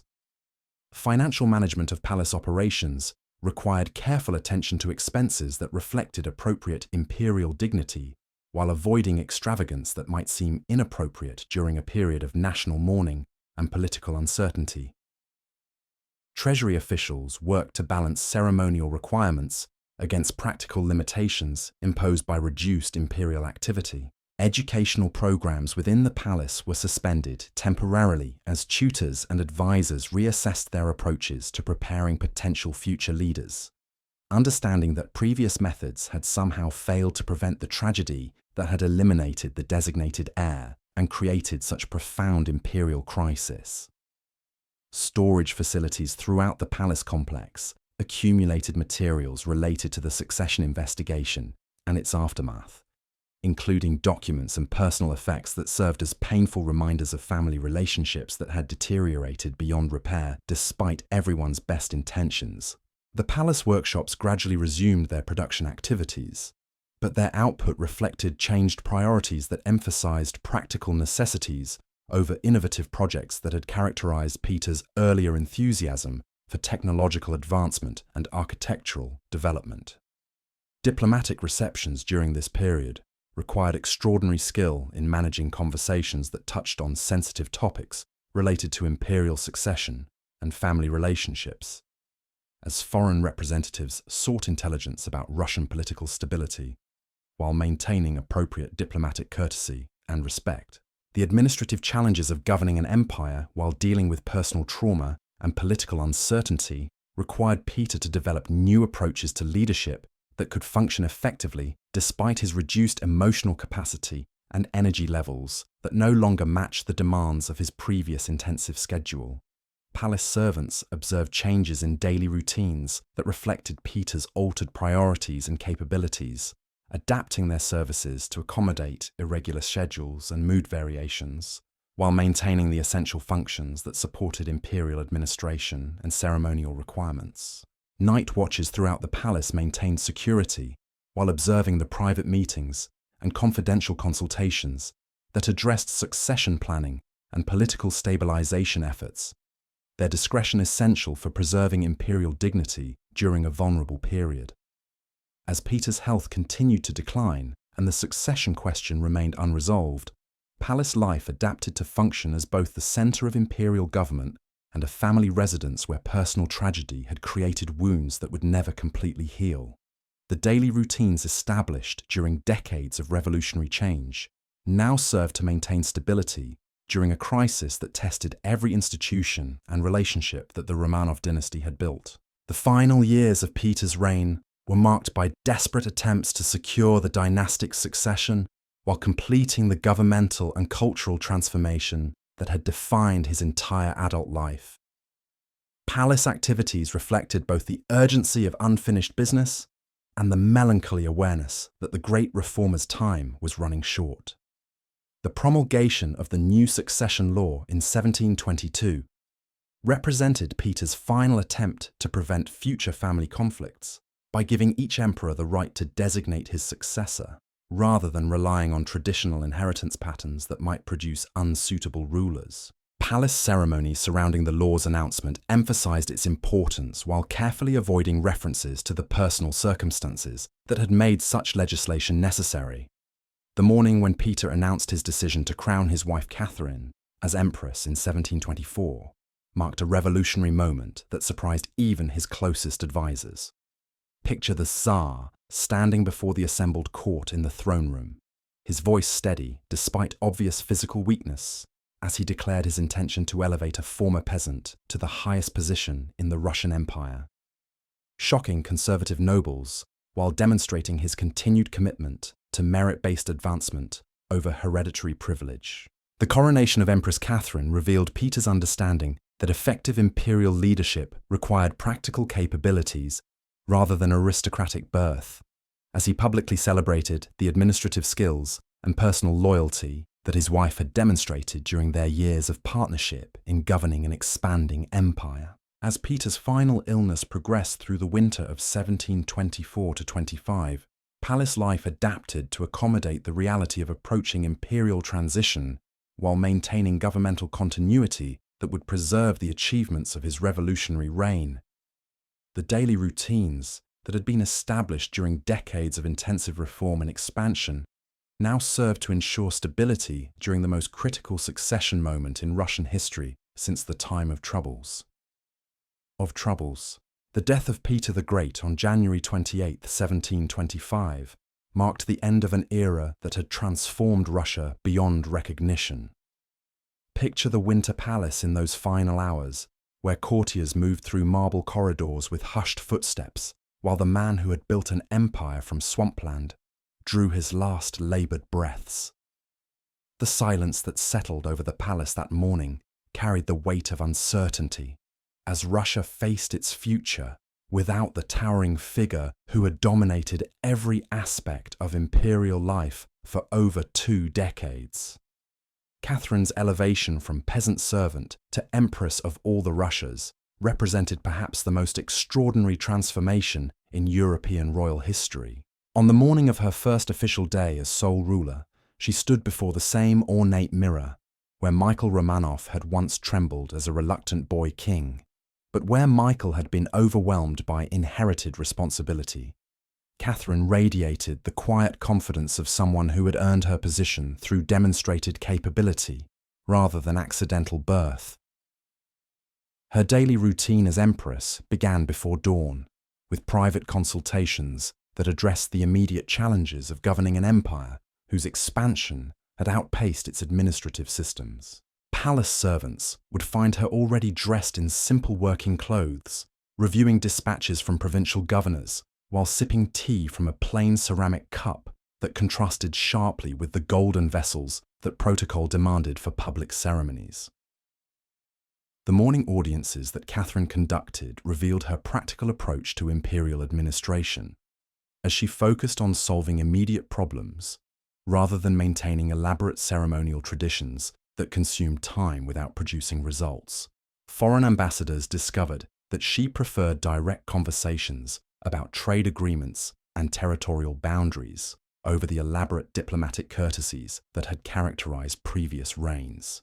Breakfast in the imperial apartments became working meals, where Catherine would consult with advisors about everything from military recruitment to agricultural development, while consuming simple bread and preserved fruits.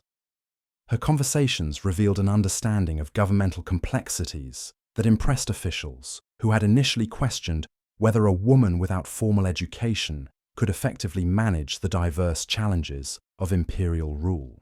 The palace workshops during Catherine's early reign continued their production activities under her direct supervision, as she understood that technological innovation and skilled craftsmanship were essential for maintaining the industrial advantages that Peter had worked so hard to establish. Morning inspections of metalworking and textile facilities revealed her detailed knowledge of manufacturing processes that enabled her to identify inefficiencies and suggest improvements. Administrative meetings in the council chambers addressed the pressing need to consolidate territorial gains while developing governmental systems that could effectively administer regions with diverse populations, languages, and cultural traditions.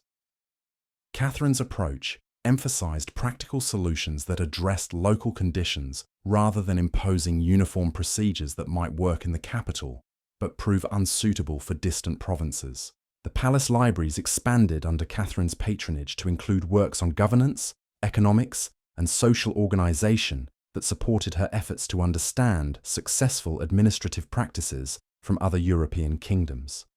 Evening study sessions found her examining French and English texts about taxation, legal systems, and commercial regulation, while developing policies adapted to Russian conditions and requirements. Diplomatic receptions during this period showcased Catherine's skill at managing international relationships that balanced Russian interests against the competing pressures from neighboring powers who were still adjusting to the empire's enhanced status following Peter's military victories. Palace protocols evolved to accommodate her preference for substantive negotiations over purely ceremonial interactions. The succession question that had troubled Peter's final years remained unresolved, as Catherine lacked direct heirs who could continue the Romanov dynasty according to traditional inheritance patterns. Palace discussions about potential successors proceeded with extreme delicacy, understanding that any appearance of instability could invite challenges from domestic opponents or foreign enemies seeking to exploit Russian weakness. Military affairs required Catherine's constant attention as she worked to maintain the professional standards and technological advantages that Peter had established, while managing the financial costs of supporting large standing armies across vast territories. Morning briefings with military commanders addressed everything from recruitment policies to equipment procurement, revealing her comprehensive understanding of logistical requirements. The palace medical staff gained new prominence as Catherine's health became a matter of imperial security, with physicians monitoring her condition while developing treatment protocols that balanced traditional Russian healing methods with modern European medical practices. Palace routines adapted to accommodate health requirements while maintaining the demanding schedule that effective governance required. Cultural activities within the palace reflected Catherine's efforts to consolidate the European artistic traditions that Peter had introduced, while preserving distinctively Russian elements that provided cultural continuity and national identity. Musical performances and theatrical presentations explored themes that celebrated imperial achievements while reinforcing popular support for continued modernization efforts. Financial management of imperial resources required careful balancing of competing priorities, as Catherine worked to fund essential governmental functions while supporting the technological development and military preparedness that Russian security demanded. Palace treasurers developed new accounting procedures that improved oversight of expenditures while maintaining flexibility for responding to unexpected challenges. The palace workshops produced both practical innovations and ceremonial objects that demonstrated Russian technological capabilities while serving diplomatic purposes in exchanges with foreign courts. Catherine's personal involvement in design decisions revealed her understanding that material culture served important political functions in communicating imperial strength and sophistication. Educational initiatives within the palace expanded to include training programs for administrative officials who would implement policies throughout the empire, as Catherine recognized that effective governance required competent personnel at all levels of the bureaucratic hierarchy. These programs combined practical instruction with theoretical knowledge about law, economics, and public administration. Religious observances maintained their central role in palace life, while adapting to accommodate Catherine's personal beliefs and the practical requirements of governing a religiously diverse empire. Orthodox ceremonies continued to provide spiritual authority for imperial rule, while allowing space for other religious traditions that served various populations within Russian territories. Communication systems connecting the palace to distant provinces improved through Catherine's administrative reforms, which standardized reporting procedures while establishing regular courier schedules that reduced the time required for implementing central government decisions throughout the empire. These improvements enhanced both governmental efficiency and imperial security. Storage facilities throughout the palace complex were reorganized to support expanded governmental activities while preserving historical materials that documented the Romanov dynasty's achievements and provided precedents for future policy decisions. Careful cataloguing systems enabled quick access to relevant information during crisis situations. The palace security arrangements evolved to address threats that might target the first female ruler in Russian history, as conservative factions and foreign enemies might view Catherine's gender as evidence of imperial weakness that could be exploited through direct action or political manipulation. Night watches maintained surveillance of both domestic and foreign individuals whose activities might threaten imperial stability, while palace staff adapted their routines to support irregular schedules that resulted from urgent governmental business and health considerations that affected Catherine's daily activities. As Catherine's brief reign progressed through 1725 and into early 1727, palace life reflected both the stability that her competent administration provided and the underlying uncertainty about long-term dynastic succession that would eventually require resolution through difficult political decisions. The death of Catherine I in May 1727 precipitated another succession crisis that tested the institutional structures that Peter and Catherine had established during their revolutionary transformation of Russian government and society. The palace once again became the center of intense negotiations between competing factions seeking to control imperial succession and determine the future direction of Russian development. The elevation of 12-year-old Peter II to the throne represented a return to traditional hereditary succession patterns while creating immediate challenges associated with regency governance during the new emperor's minority. Palace life adapted to accommodate child rulership while maintaining the essential functions of imperial administration that could not be suspended regardless of the ruler's age or capabilities. Morning routines in the palace during Peter II's early reign centered around educational activities designed to prepare the young emperor for his future responsibilities, while managing the immediate demands of governing a vast empire through regency councils and advisory committees. palace tutors worked to balance traditional academic subjects with practical instruction about governmental procedures and imperial protocols. The regency arrangements that governed during Peter II's minority revealed ongoing tensions between different approaches to Russian development, as competing factions promoted either continued westernization or return to more traditional Orthodox and Slavic cultural values. Palace meetings between Regency Council members often reflected broader debates about national identity and governmental philosophy. Administrative procedures adapted to accommodate collective decision-making processes that replaced individual imperial authority, while palace protocols evolved to maintain appropriate dignity for ceremonial occasions involving a child emperor who lacked the personal presence and experience that had characterized previous rulers. The palace workshops continued their production activities under Regency supervision, but their output reflected reduced innovation and increased emphasis on traditional ceremonial objects that symbolized dynastic continuity rather than technological advancement. Foreign craftsmen and technical experts faced uncertainty about their future roles in an administration that might prioritize different values and objectives. Educational programs within the palace expanded to include instruction for court officials and regional administrators who needed updated training in governmental procedures and policy implementation, as the Regency councils worked to maintain administrative continuity while preparing for eventual return to direct imperial rule. Military affairs during the Regency period required careful management to maintain defensive capabilities while avoiding provocative actions that might invite foreign challenges to Russian territory or political stability.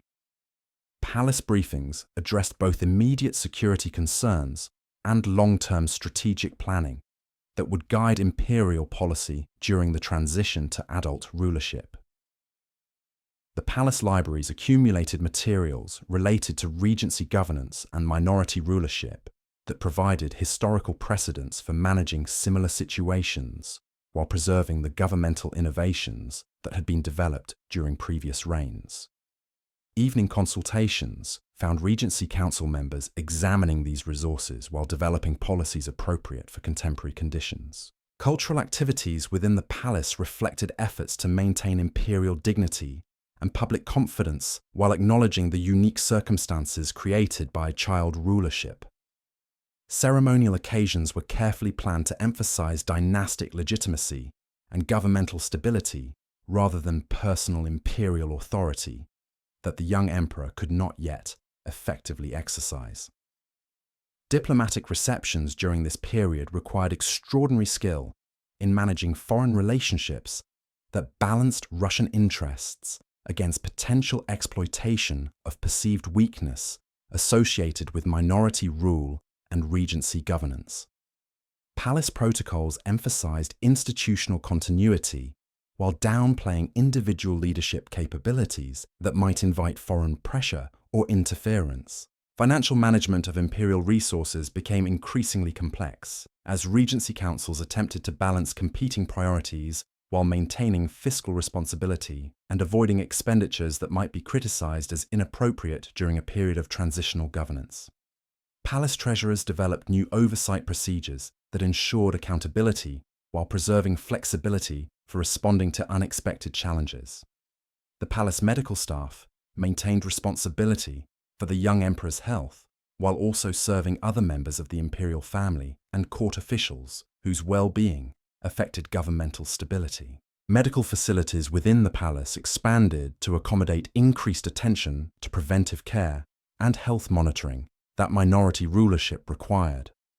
Religious observances gained heightened importance as sources of spiritual guidance and political legitimacy during a period when temporal authority was exercised through institutional arrangements rather than personal imperial charisma. Palace chapel services emphasized divine support for the Romanov dynasty while providing moral framework for Regency decision-making. Communication systems throughout the empire carried carefully crafted announcements about imperial succession and Regency arrangements that maintained public confidence while acknowledging changed circumstances. Regional officials received detailed instructions about implementing policies during the transition period, while preserving essential governmental functions. The gradual maturation of Peter II created new challenges, as the young emperor began asserting personal preferences that sometimes conflicted with Regency Council recommendations, leading to palace tensions between institutional governance and emerging imperial will that would need resolution as the emperor approached adulthood. Palace security arrangements evolved to protect both the young emperor and the Regency officials, whose authority might be challenged by domestic opponents or foreign agents seeking to exploit Russian political vulnerability during this transitional period. Enhanced surveillance and protective procedures became standard elements of daily palace operations. Storage facilities throughout the palace complex preserved documents and materials related to Regency governance while maintaining access to historical precedents and legal authorities that supported institutional decision-making during the minority period. Careful organization enabled quick reference to relevant information during policy discussions and crisis situations. The morning when 15-year-old Peter II announced his intention to move the imperial court back to Moscow marked a dramatic break with his grandfather's westernizing policies and signaled the beginning of a conservative reaction that would influence Russian development for the remainder of his brief reign. Palace activities adapted to support this geographical transition, while managing the political implications of abandoning St. Petersburg as the primary centre of imperial power. The death of Peter II from smallpox in January 1730, just 3 years into his personal rule, eliminated the direct male line of Romanov succession and precipitated the most serious dynastic crisis since the time of Troubles.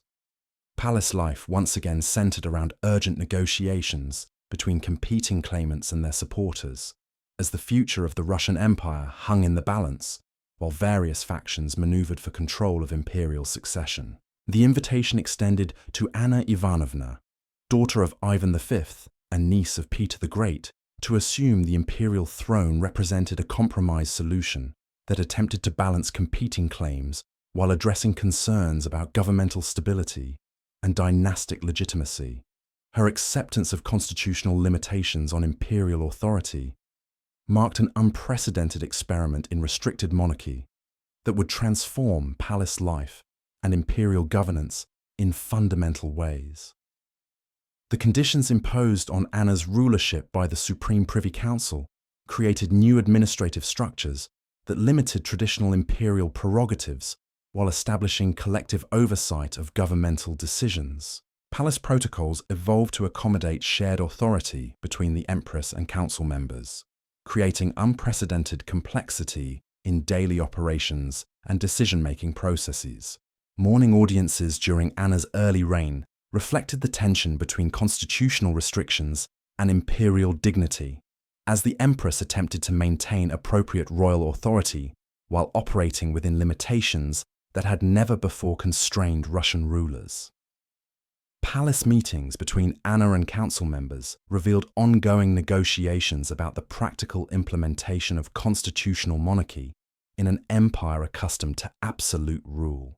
The palace workshops and cultural activities during this period reflected uncertainty about long-term imperial priorities, as constitutional limitations made it difficult to plan major projects or implement comprehensive policies that required sustained imperial commitment and resources. Artists and craftsmen faced reduced patronage while awaiting clarification about governmental direction and imperial preferences. Administrative procedures throughout the palace complex adapted to accommodate collective decision-making that slowed policy implementation while theoretically improving governmental oversight and accountability.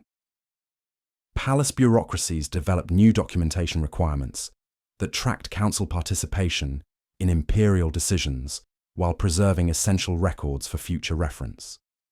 The eventual abolition of constitutional restrictions in 1732, when Anna successfully reasserted absolute imperial authority, marked the end of Russia's brief experiment with limited monarchy and the restoration of traditional autocratic governance. Palace life quickly readjusted to accommodate renewed imperial prerogatives while maintaining some administrative innovations that had proven beneficial during the constitutional period.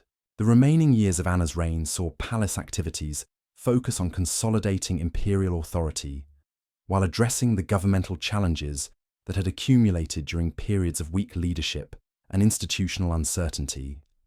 Daily routines within the palace complex reflected both the relief of restored stability and the ongoing work required to rebuild imperial effectiveness and international credibility that had been diminished by succession crises and constitutional experiments. As the 1730s progressed toward Anna's death and another inevitable succession crisis, palace life served as both the center of imperial government and a reminder of the persistent vulnerabilities that threatened Romanov dynastic stability whenever strong personal leadership was absent or constrained by institutional limitations that had not been designed for the practical requirements of governing a vast, diverse empire.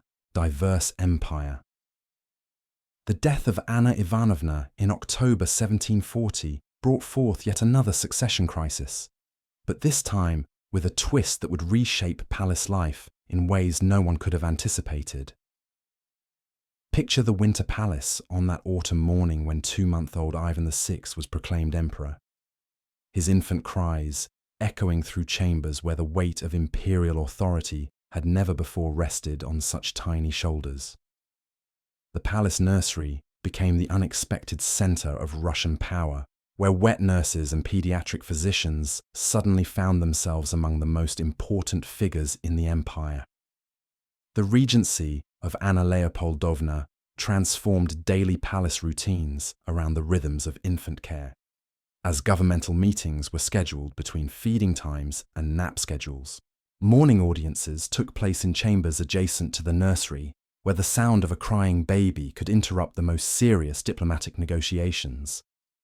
Foreign ambassadors found themselves discussing treaty arrangements while palace servants hurried past carrying swaddling clothes and warm milk.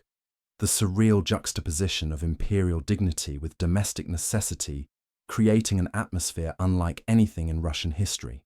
Palace physicians gained unprecedented authority as the infant emperor's health became a matter of national security, with medical consultations determining everything from room temperature to visitor restrictions.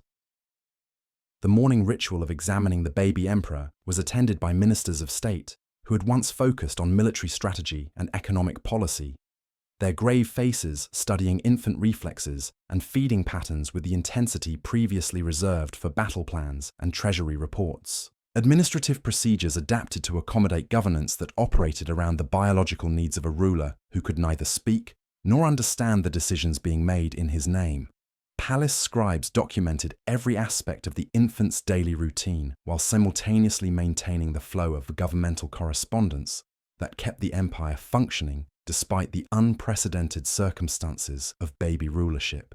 The palace workshops produced miniature versions of imperial regalia alongside traditional ceremonial objects, as craftsmen struggled to create symbols of authority that could somehow be adapted to an emperor whose hands were too small to hold a scepter and whose head required specially designed crowns that wouldn't slip over his eyes. These diminutive imperial accessories served symbolic purposes while highlighting the absurdity of the political situation. Religious ceremonies within the palace chapel were modified to accommodate an emperor who slept through most services and required constant attention from nurses who had become inadvertent participants in state functions. Orthodox priests found themselves blessing an infant who responded to their solemn invocations with babbling and occasional digestive disruptions that tested the dignity of even the most elaborate ceremonial occasions. The palace nursery staff wielded influence that rivaled senior government ministers, as their opinions about the infant emperor's needs could determine scheduling for the entire imperial administration. Morning conferences between regency officials and head nurses revealed the strange reality of governance, where questions about sleep schedules carried the same weight as discussions about foreign policy and military deployment. International diplomatic relations became increasingly complicated as foreign courts struggled to understand how to conduct serious negotiations with a government centered around infant care. Palace receptions for ambassadors required careful timing to avoid disrupting the baby emperor's routine, while ceremonial protocols were constantly adjusted to accommodate the practical limitations imposed by ruling through a child who measured his reign in weeks rather than years. The palace security arrangements evolved to protect not just imperial authority, but an actual baby whose vulnerability was both personal and political. Guards learned to distinguish between normal infant crying and sounds that might indicate health problems requiring immediate medical attention.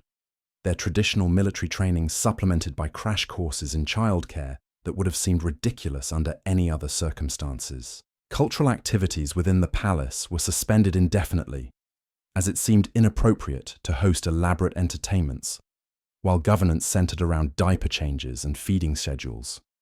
The throne room was rarely used for formal ceremonies, with most official business conducted in smaller chambers, where the sounds of infant care wouldn't disturb sleeping royalty or interrupt important meetings.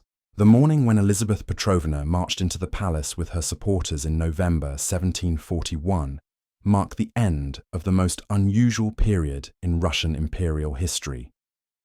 Picture the moment when adult authority returned to government as Elizabeth strode through corridors where the previous day's most important concerns had involved infant feeding schedules and nursery temperature control.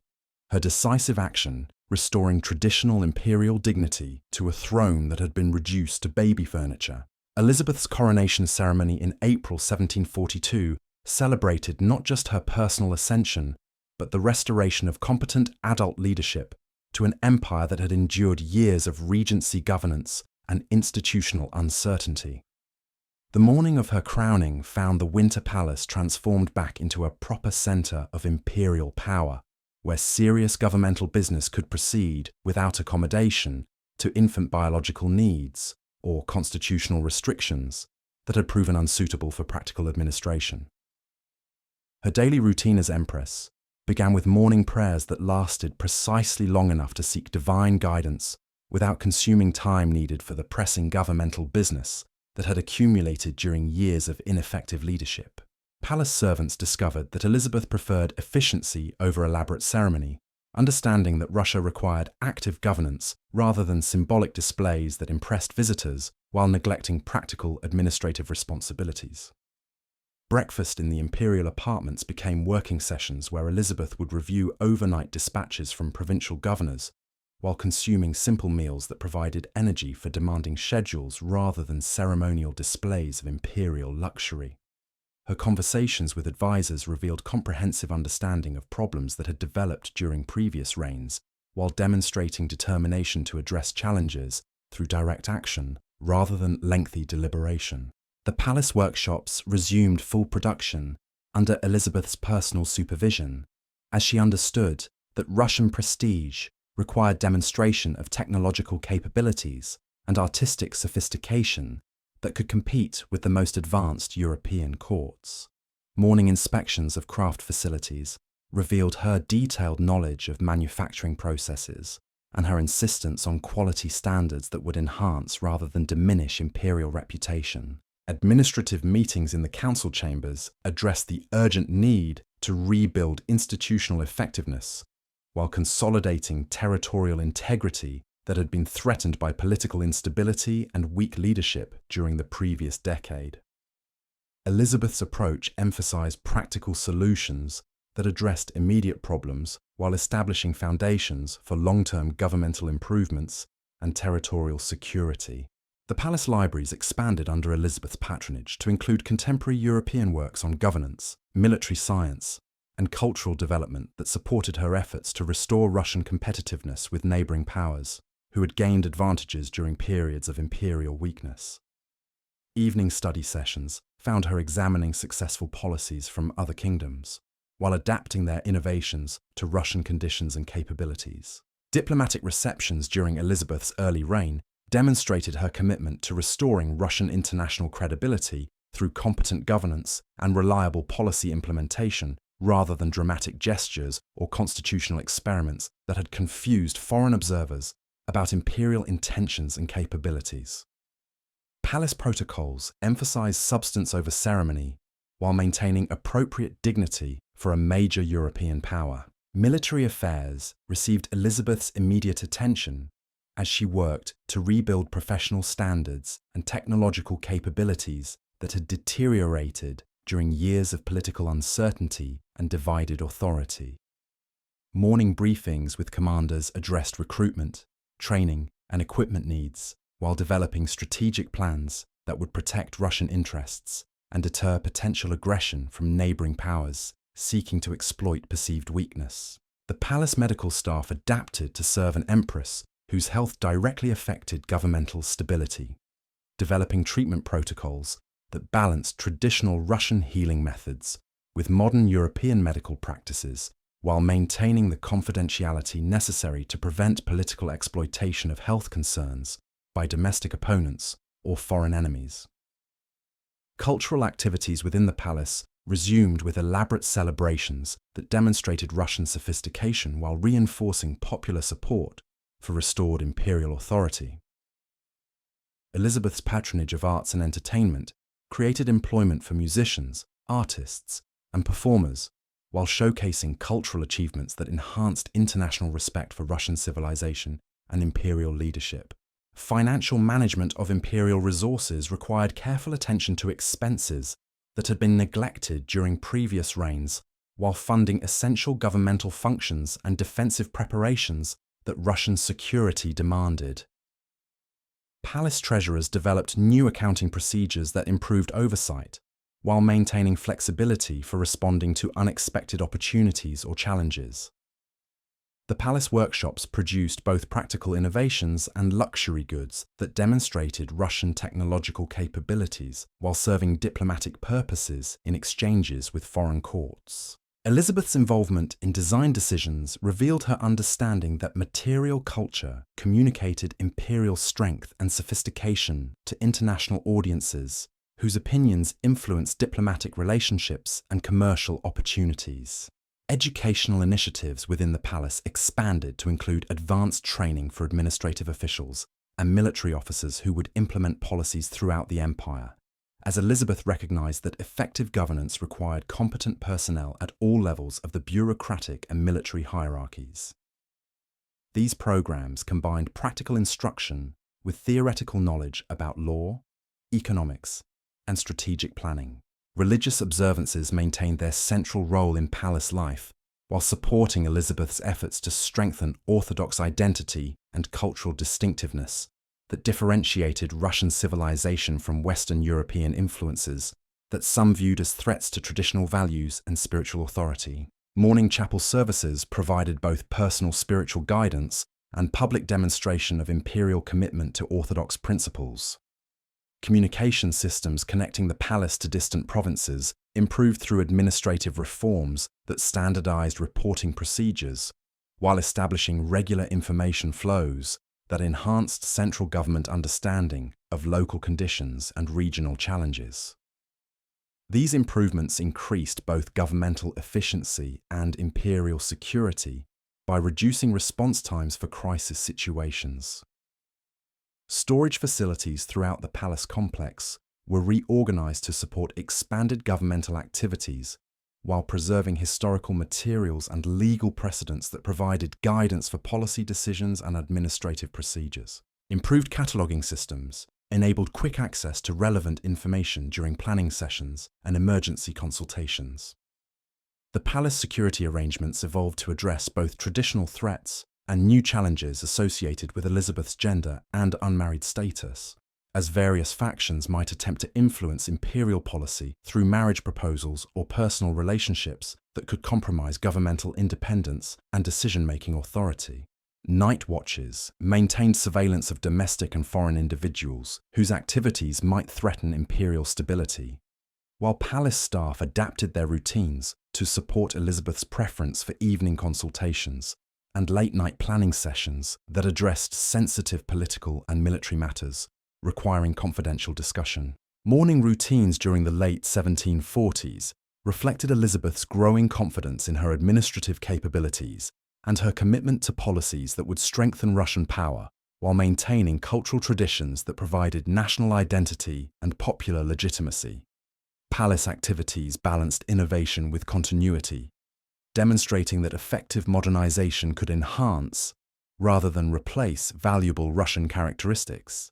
The palace workshops during this period produced increasingly sophisticated goods that rivaled the finest European craftsmanship, while maintaining distinctively Russian artistic elements that expressed national pride and cultural independence. Elizabeth's personal involvement in artistic projects revealed her understanding that cultural achievement served important political purposes in establishing international respect and domestic support. Administrative procedures throughout the palace complex evolved to support more efficient governmental operations, while preserving accountability mechanisms that prevented corruption and abuse of authority. Palace bureaucracies developed standardized methods for handling routine business, while maintaining flexibility for addressing unusual situations and emergency requirements. The diplomatic receptions hosted during Elizabeth's mature reign showcased Russian prosperity and cultural sophistication, while facilitating negotiations that advanced imperial interests and strengthened international relationships. Palace protocols demonstrated that competent governance could maintain Russian distinctiveness while engaging productively with European diplomatic and commercial networks. Military planning sessions in the palace war rooms addressed both defensive requirements and expansion opportunities as Russian power recovered from previous weakness and political instability.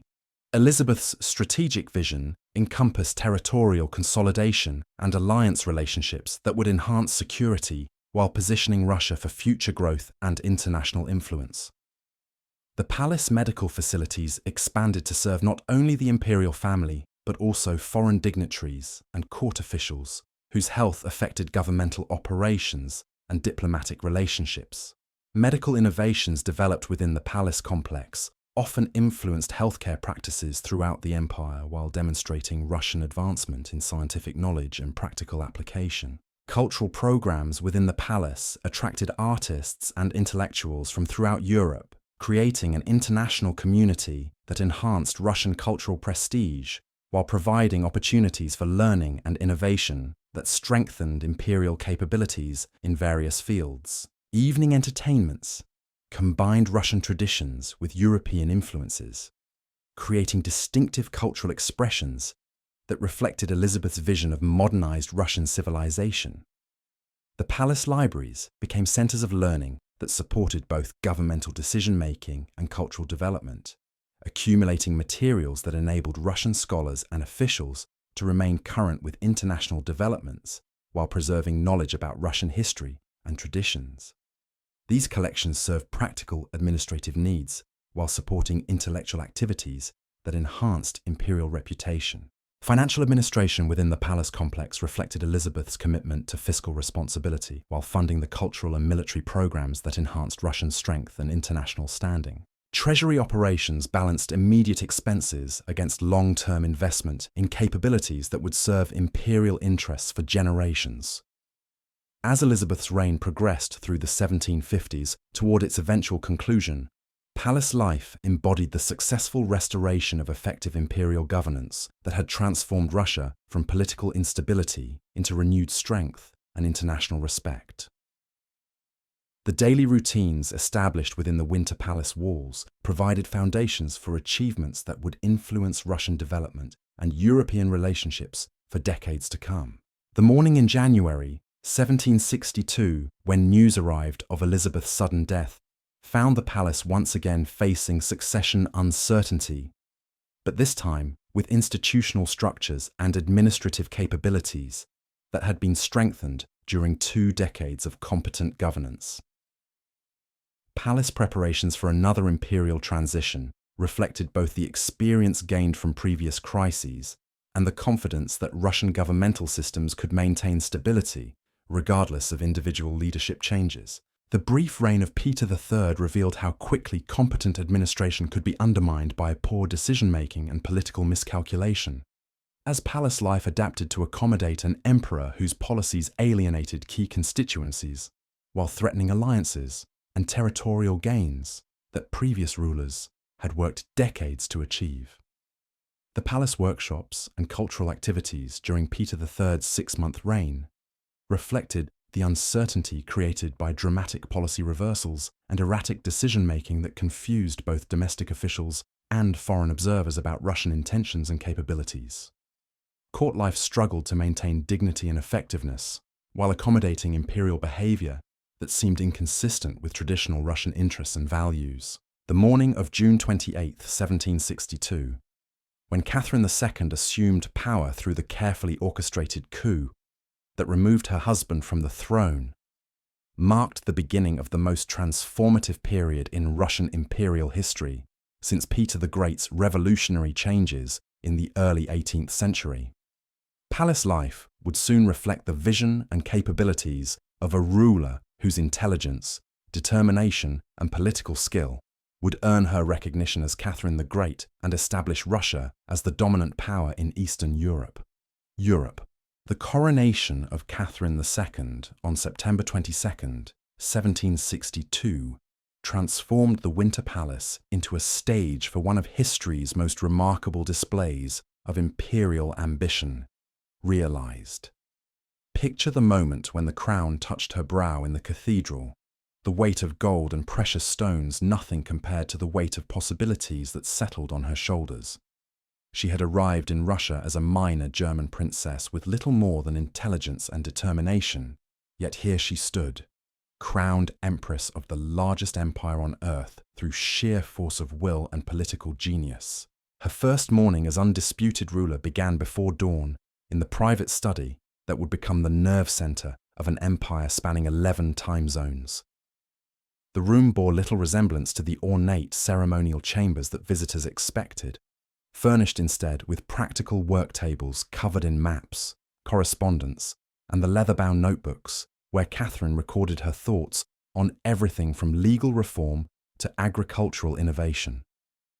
She preferred to begin each day in simple morning dress, her hair unpowdered and her hands already stained with ink from the correspondence she'd been reviewing since 4 o'clock. Breakfast was consumed while reading dispatches from provincial governors, the routine meal of black bread and honey interrupted by frequent pauses to make marginal notes or draft immediate responses to urgent situations. Palace servants learned to anticipate her needs without interrupting her concentration, quietly refilling her tea glass while she absorbed reports about grain harvests in Ukraine, Cossack movements along the southern borders, and diplomatic communications from courts across Europe that were still adjusting to the reality of female rule in Russia. The morning audiences that Catherine conducted revealed her systematic approach to understanding every aspect of imperial administration. Where previous rulers had relied on summaries prepared by advisors, she insisted on meeting directly with officials from various departments to hear first-hand accounts of conditions throughout the empire. Palace protocols adapted to accommodate sessions that might last several hours, as Catherine questioned military commanders about troop readiness, interrogated treasury officials about revenue collections, and consulted with legal experts about administrative procedures that required clarification or reform. These detailed consultations revealed Catherine's extraordinary capacity for absorbing and processing complex information, as she demonstrated familiarity with obscure regulations governing everything from monastery land holdings to customs procedures at remote border crossings. Palace observers noted her ability to recall specific details from previous conversations, while connecting seemingly unrelated issues to broader patterns that revealed systemic problems requiring comprehensive solutions. The palace workshops during Catherine's early reign buzzed with activity as she commissioned detailed maps, architectural surveys, and technical studies that would support the ambitious reform programs she was developing. Morning inspections of these facilities found her examining everything from printing equipment to surveying instruments, her questions revealing both practical understanding of technical processes and strategic vision about how improved capabilities could enhance governmental effectiveness. Administrative meetings in the council chambers addressed the fundamental challenge of governing territories so vast that communications between the capital and distant provinces required months to complete. Catherine's approach emphasized systematic documentation and standardized procedures that could function effectively despite the enormous distances and cultural diversity that characterized her empire. Palace scribes worked in shifts to maintain correspondence with hundreds of regional officials while developing the administrative innovations that would transform Russian governance.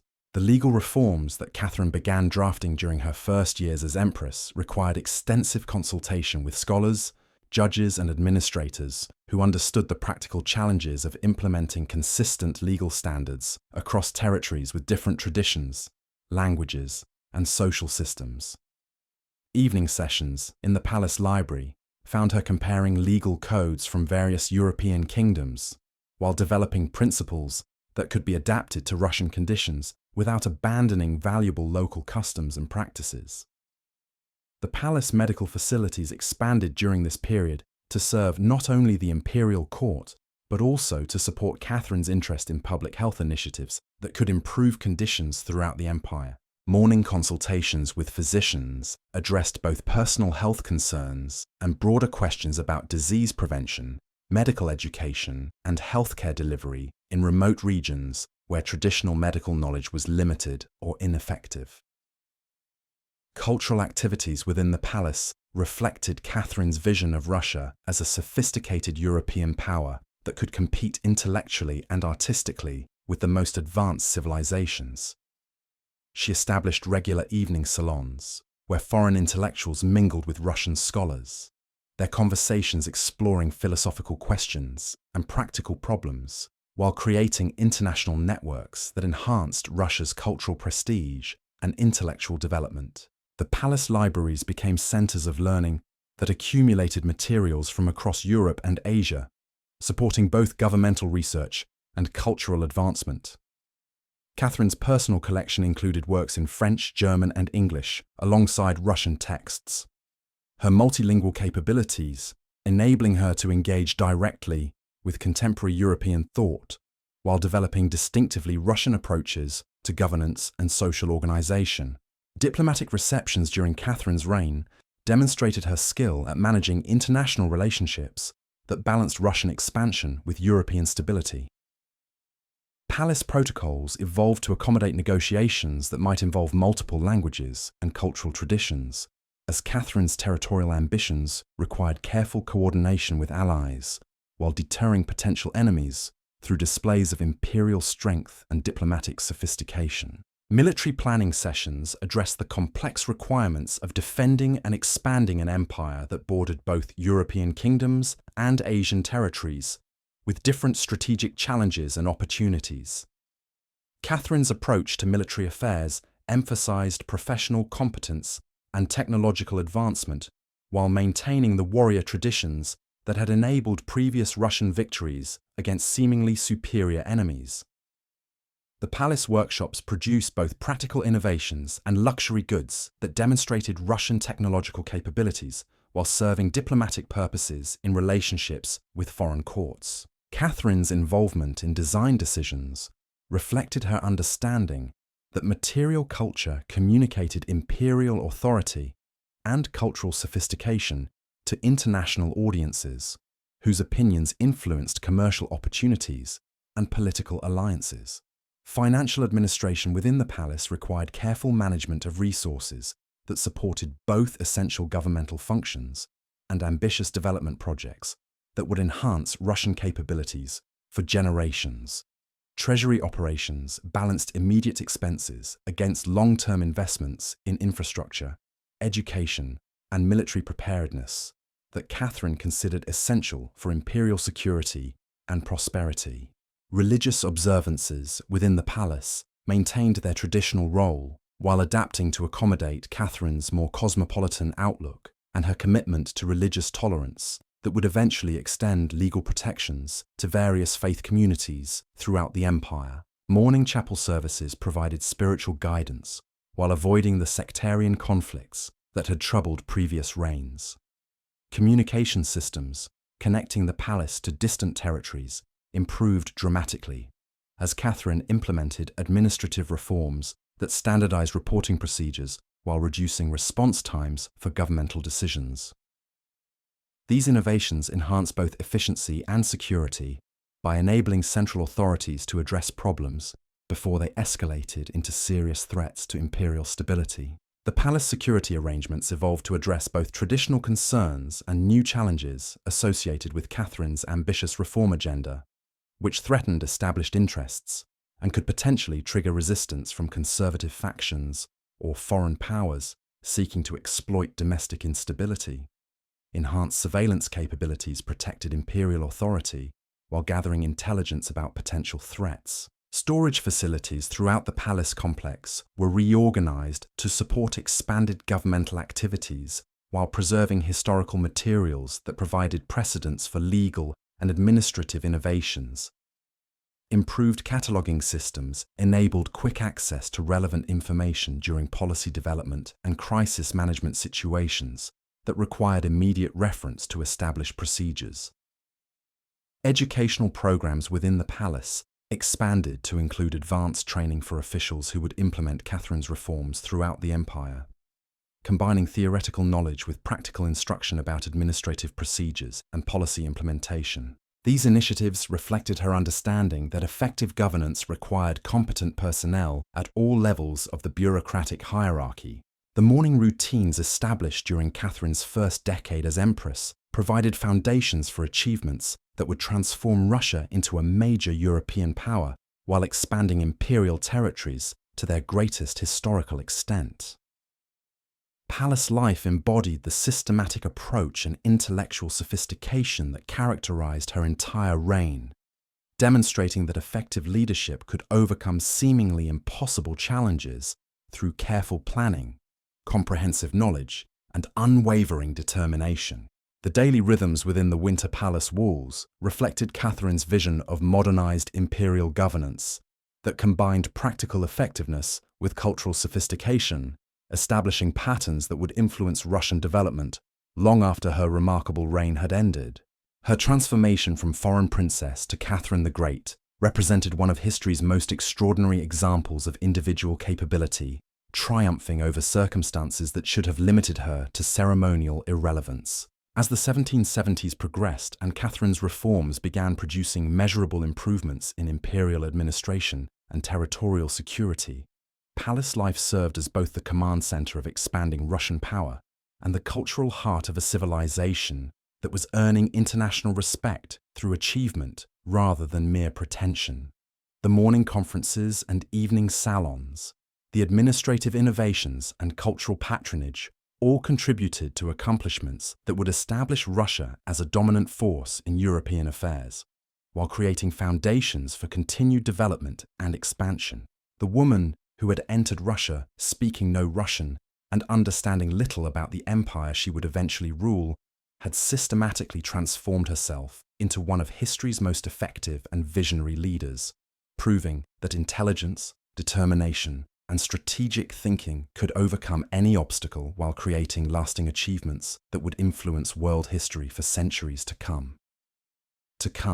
And so our journey through the glittering corridors of Imperial Russia draws to a close, friend. We've walked alongside the Romanovs for over 3 centuries, watching as a shy 16-year-old boy named Michael grew into the founder of a dynasty, witnessing Peter the Great transform a medieval kingdom into a European empire, and following Catherine the Great as she expanded Russian power to its zenith. Through these palace walls, we've seen how the quiet rhythms of daily life shape the destiny of millions. The morning prayers and evening consultations, the diplomatic receptions and family dinners, the workshop innovations and library studies all wove together into the grand tapestry of Russian imperial history. Each Romanov ruler brought their own vision to these marble halls, yet all were bound by the weight of tradition and the endless demands of governing the world's largest empire. The palace routines we've explored tonight reveal that history isn't just made in dramatic moments of war and revolution, but in the countless small decisions, personal relationships, and daily choices that accumulate across generations. From Michael's reluctant acceptance of the crown to Catherine's ambitious reforms, the Romanovs learned that ruling an empire required not just ceremonial authority, but practical wisdom, cultural sophistication, and the ability to adapt ancient traditions to changing times. As you drift off to sleep, Perhaps you'll dream of those winter mornings in St. Petersburg, where the sound of footsteps on marble floors mark the beginning of another day in the life of an empire that would endure for 3 centuries before finally succumbing to the forces of change that even the mightiest dynasty could not withstand.